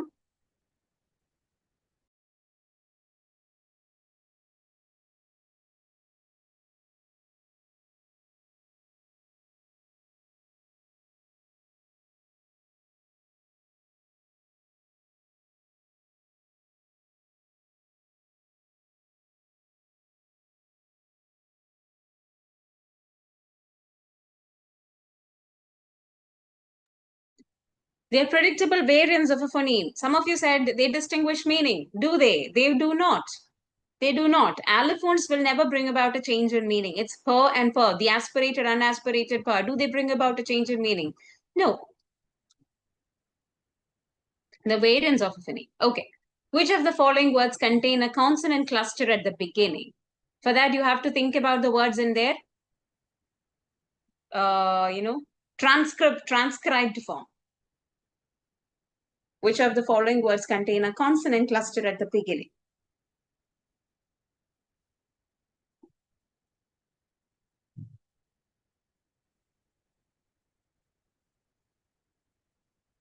Very good. It's school. And also, please note, there was a question in the previous NET exam. They asked, which is the most commonly occurring combination or something. You remember, some of you might have given the last year's NET.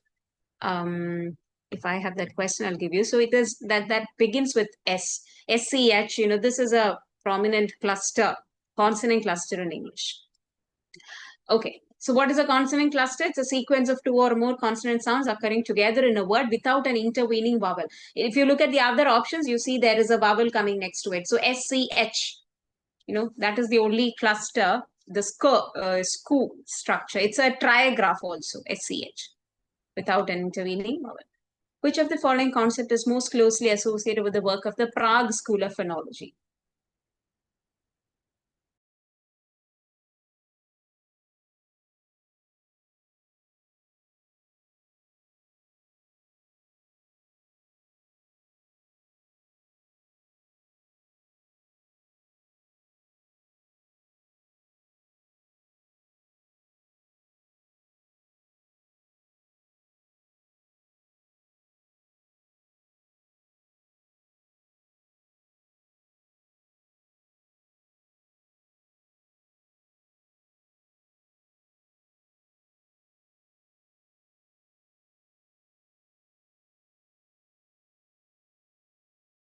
It is option B, distinctive features. We know universal grammar is associated with Chomsky. Deep structure is also associated with Chomsky. Speech Act, we've already seen, is associated with John Austin. So that we are left with distinctive features by Prague School.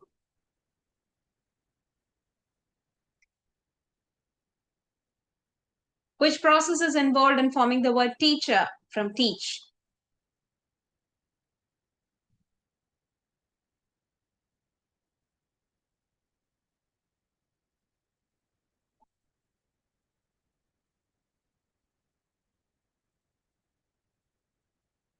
It's derivation. You derive the word from that. Inflection would have, see, I'll give you one example of an inflection. What does inflection do? It changes the verb, the category. Okay? Compounding we've already seen. Conversion is,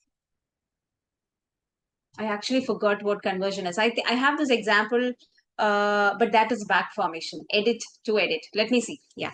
I'll just, I'll check the example and get back to you on conversion. But derivation, you derive, okay, from that word.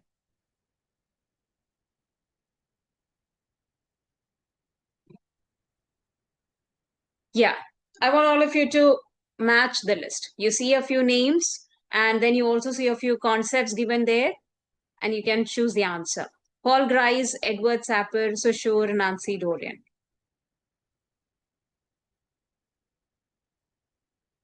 I think you'll definitely know Saussure and his concept.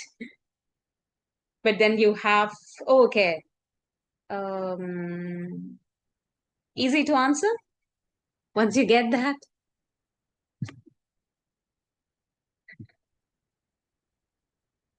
Yeah, it is option B because that's the only option with 3 or Saussure. But then look at the other answers also. Paul Grice is associated with the cooperative principle. Sapir is associated with linguistic relativity, and Nancy Dorian is related to language and death. And Saussure, of course, linguistic science. So know these terms and concepts, okay? Okay, which of the following pairs of words does not have two different vowel glides? What do you mean by vowel glides? It's nothing but the diphthong, okay? Does not have two different vowel glides.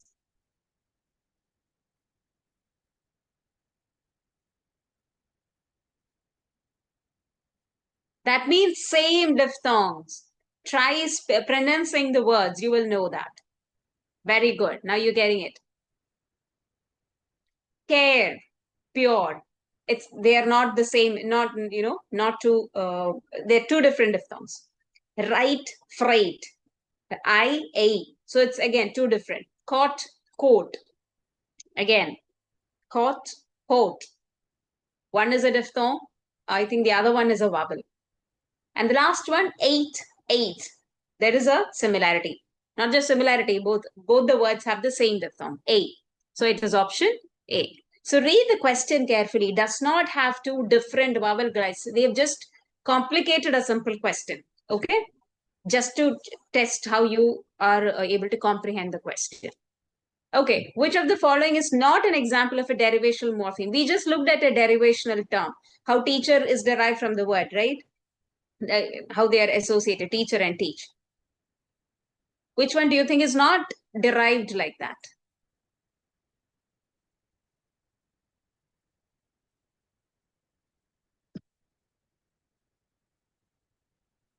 It's option D. It's option D. The rest are derived from from each other. So it's climate, not climact. It's climactic. Climate and climactic, they are two different words. Whereas the others, they're all derivations. Okay. What is the term arbitrariness referred to?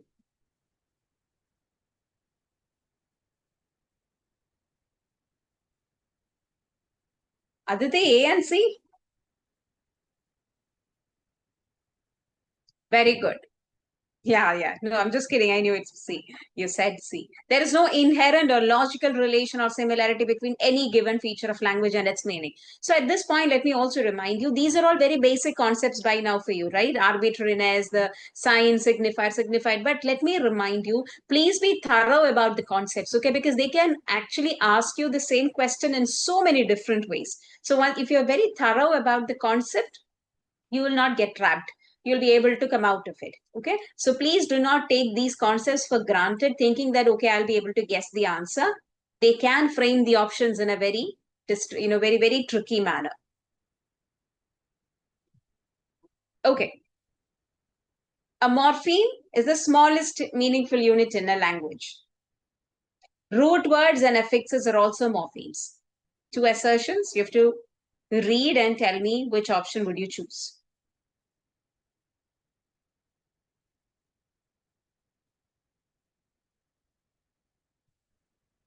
Very good.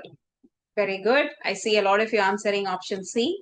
It is option C because a morpheme, yes, we also know that root words are also morpheme. Affixes are also morphemes, yes. Next question. What is the term used for a speech disorder which results in difficulty of producing or comprehending speech when you're not able to speak as well as not able to understand that? There is a specific term for that.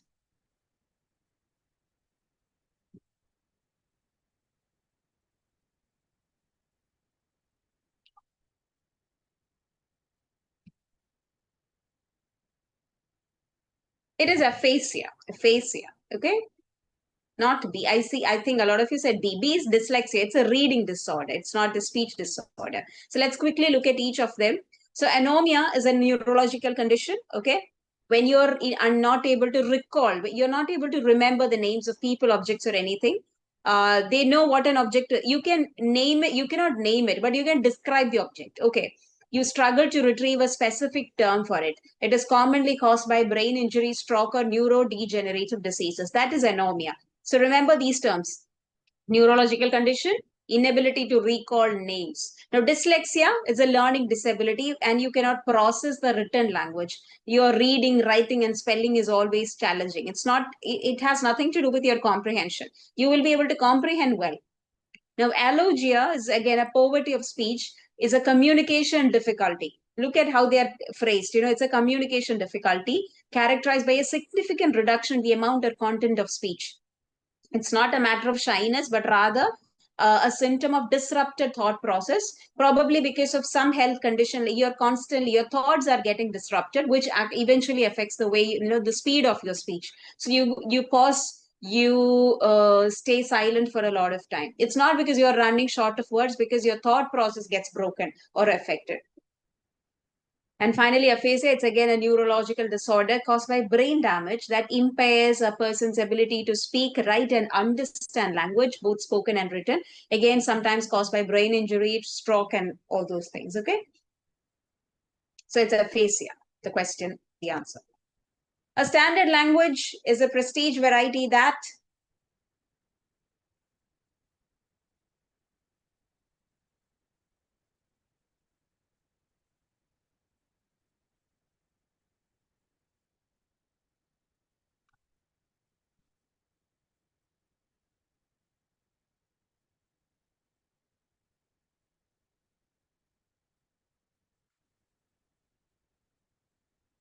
it cuts across regional varieties, a standard language. You know, it doesn't carry all the regional variety nuances of the varieties. It cuts across all of them. You know, it bypasses them. Okay, now quickly look at these words because I've got the, concepts in the next slide. So take a look at these words. Assimilation, dissimilation, metathesis, haplology. Okay, did you take a look at the words? Yeah, now I'm going to show you this. Okay, which one is assimilation, which one would be dissimilation, which one would be metathesis, and which one would be haplology?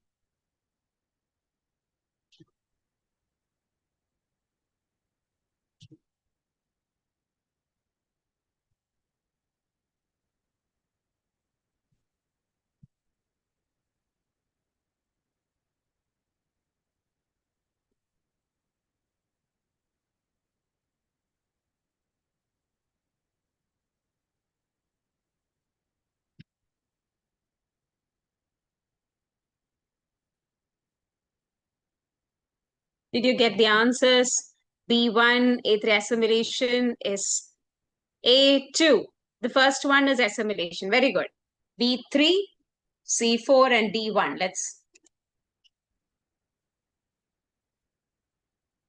A2. The influence of one sound on an adjacent sound is assimilation. Okay. B3. Dissimilation is a change in one of the two same sounds that are adjacent. C, which is metathesis, is a change in the order of two adjacent sounds, and haplology is when one sound is dropped, which being with a similar neighboring sound. Okay. Next question. Yeah, this will be shared. Please do not worry about that. Let me make those highlightings correct. 2 questions I have highlighted the wrong option. We'll get that thing done and share it in the group. But right now, please look at these. We have a few more questions to go. We're almost running out of time, but then I think we'll finish this and go. Okay.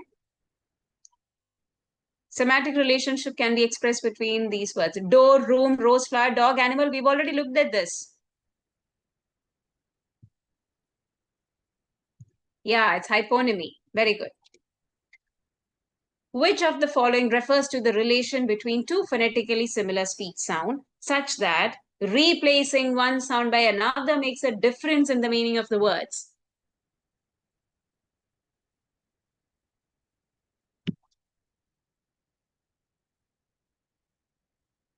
Very good.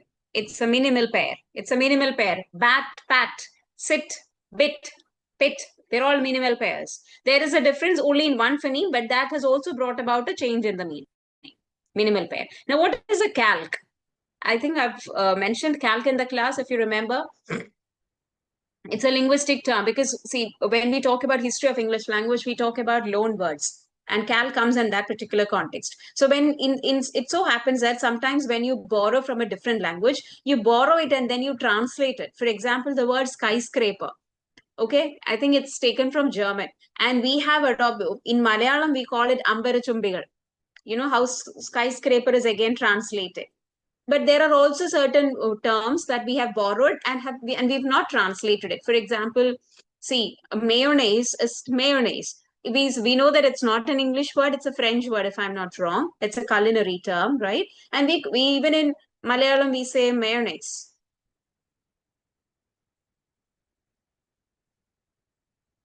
Okay. That is a calc, a loan translation. Remember, it's a loan word, but that gets translated in that language. And connectionism is one option, another option that's given there. So it's a cognitive framework that models language acquisition and processing using artificial neural networks. So it's again, talks about how we learn language. It's a term that is connected with second language acquisition. Okay, connectionism. Oh, I think I showed you the answer, but yeah, here goes the question. Who proposed the hypothesis that language shapes the worldview of its speech community? Our perspectives, our worldview of things is dependent on the language. So language is not just a language, but it also shapes our worldview. Who said this?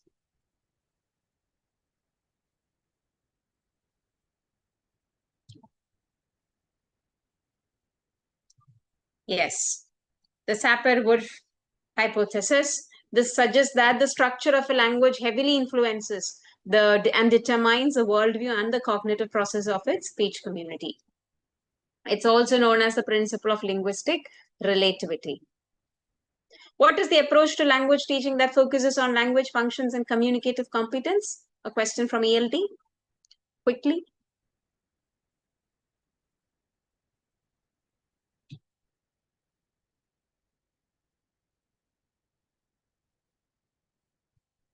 It's the communicative approach. It's the communicative approach. Okay. Amass the following quickly.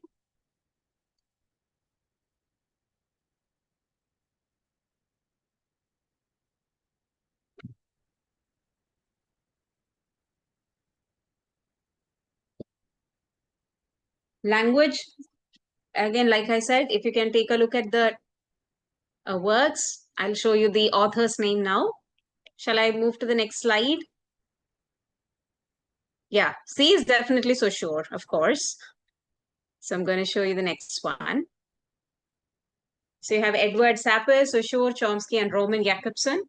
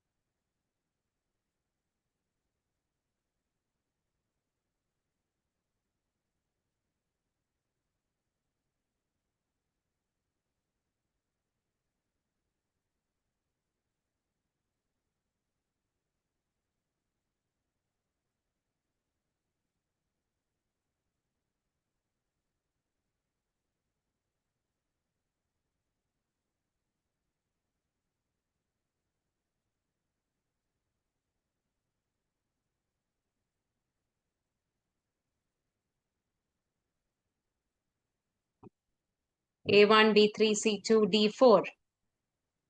Yes. So syntactic structures is by Chomsky. Course language by Sapir. Syntactic structures by Chomsky. Course in general linguistics by Saussure, and child language, aphasia, and phonological universals by Roman Jakobson. Which one of the following words has a CCC consonantal cluster? You remember the, it's called the CVC and all those markings, in phonology, in phonetics, you study this. Syllabic structure, we call it the syllabic structure. So you have to think about and, think about these words or look at these words in the form of its transcription. Where do you think a CCC syllabic structure would come? Very good. It's option C, string. So this is why I said that most of the consonantal clusters, they start with, SIR, SCH, STR, like that. English has many irregular forms. We've already talked about it. And how the regular, irregular version, it's called a name. I use that name also.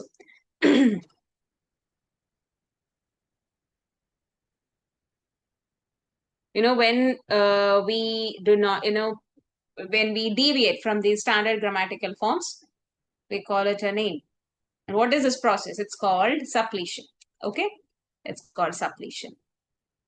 Now, what is a clitic? Clitic is a morpheme that has the syntactic features of a word, characteristics of a word, but depends phonologically on another word or a phrase. For example, when you take the word I am is a clitic. So it's a morpheme, but it is a morpheme that depends on the I word. Okay. Again, I is a morpheme. You can call it a morpheme. It's a word, in itself. Though it is represented with one letter, it has a meaning of its own. So it depends on I. So a clitic is also a morpheme, but it depends on another morpheme for the completion of its meaning. Okay. So the answer to this question, this process of irregular forms in verb and all, it's called suppletion. A language user is grammatical, a language user's grammatical knowledge of syntax, phonology, and the like, as well as social knowledge about how and when to use utterances appropriately is known as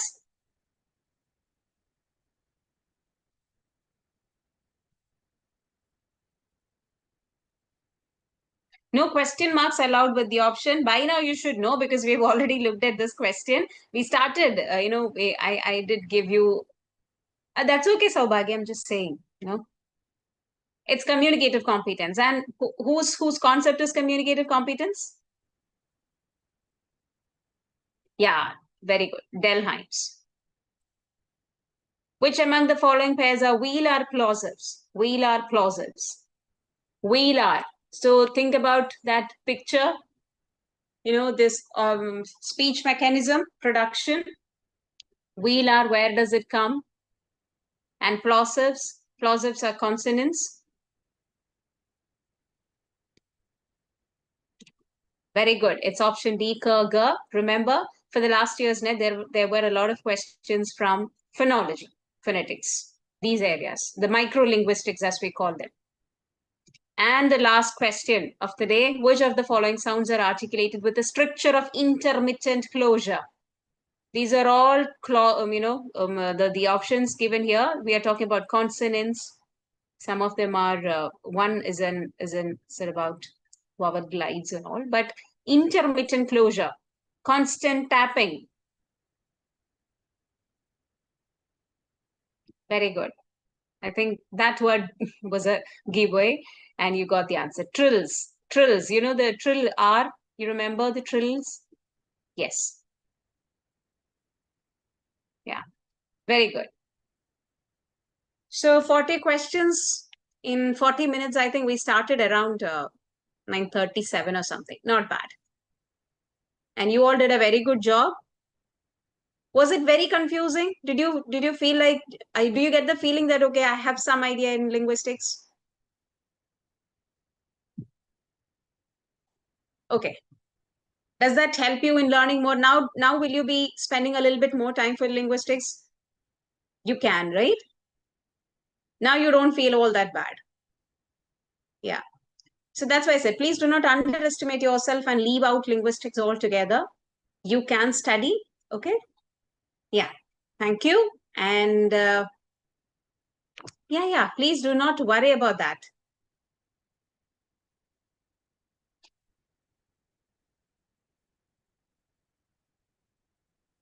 Yeah. When I say please study, I'm asking you to go through as much as you can. Okay. And that's the best we can do.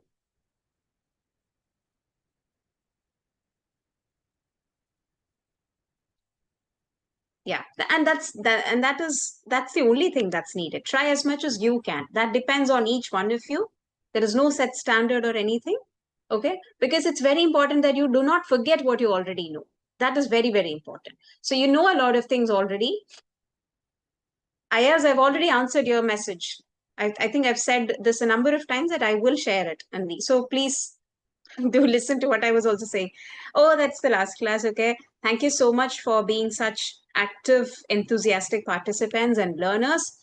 I'm sure you will be able to give your best, and that's what matters. Okay. Thank you so much. And thank you.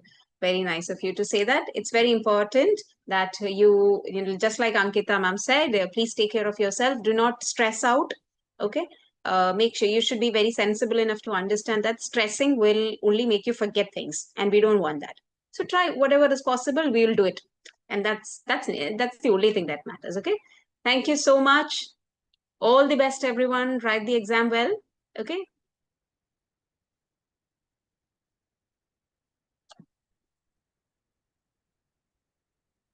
Thank you. Bye. All the best, everyone. Yeah. Good luck and do well. And I will share the PPT straight away with the coordinator and she'll send it to all of you. Okay.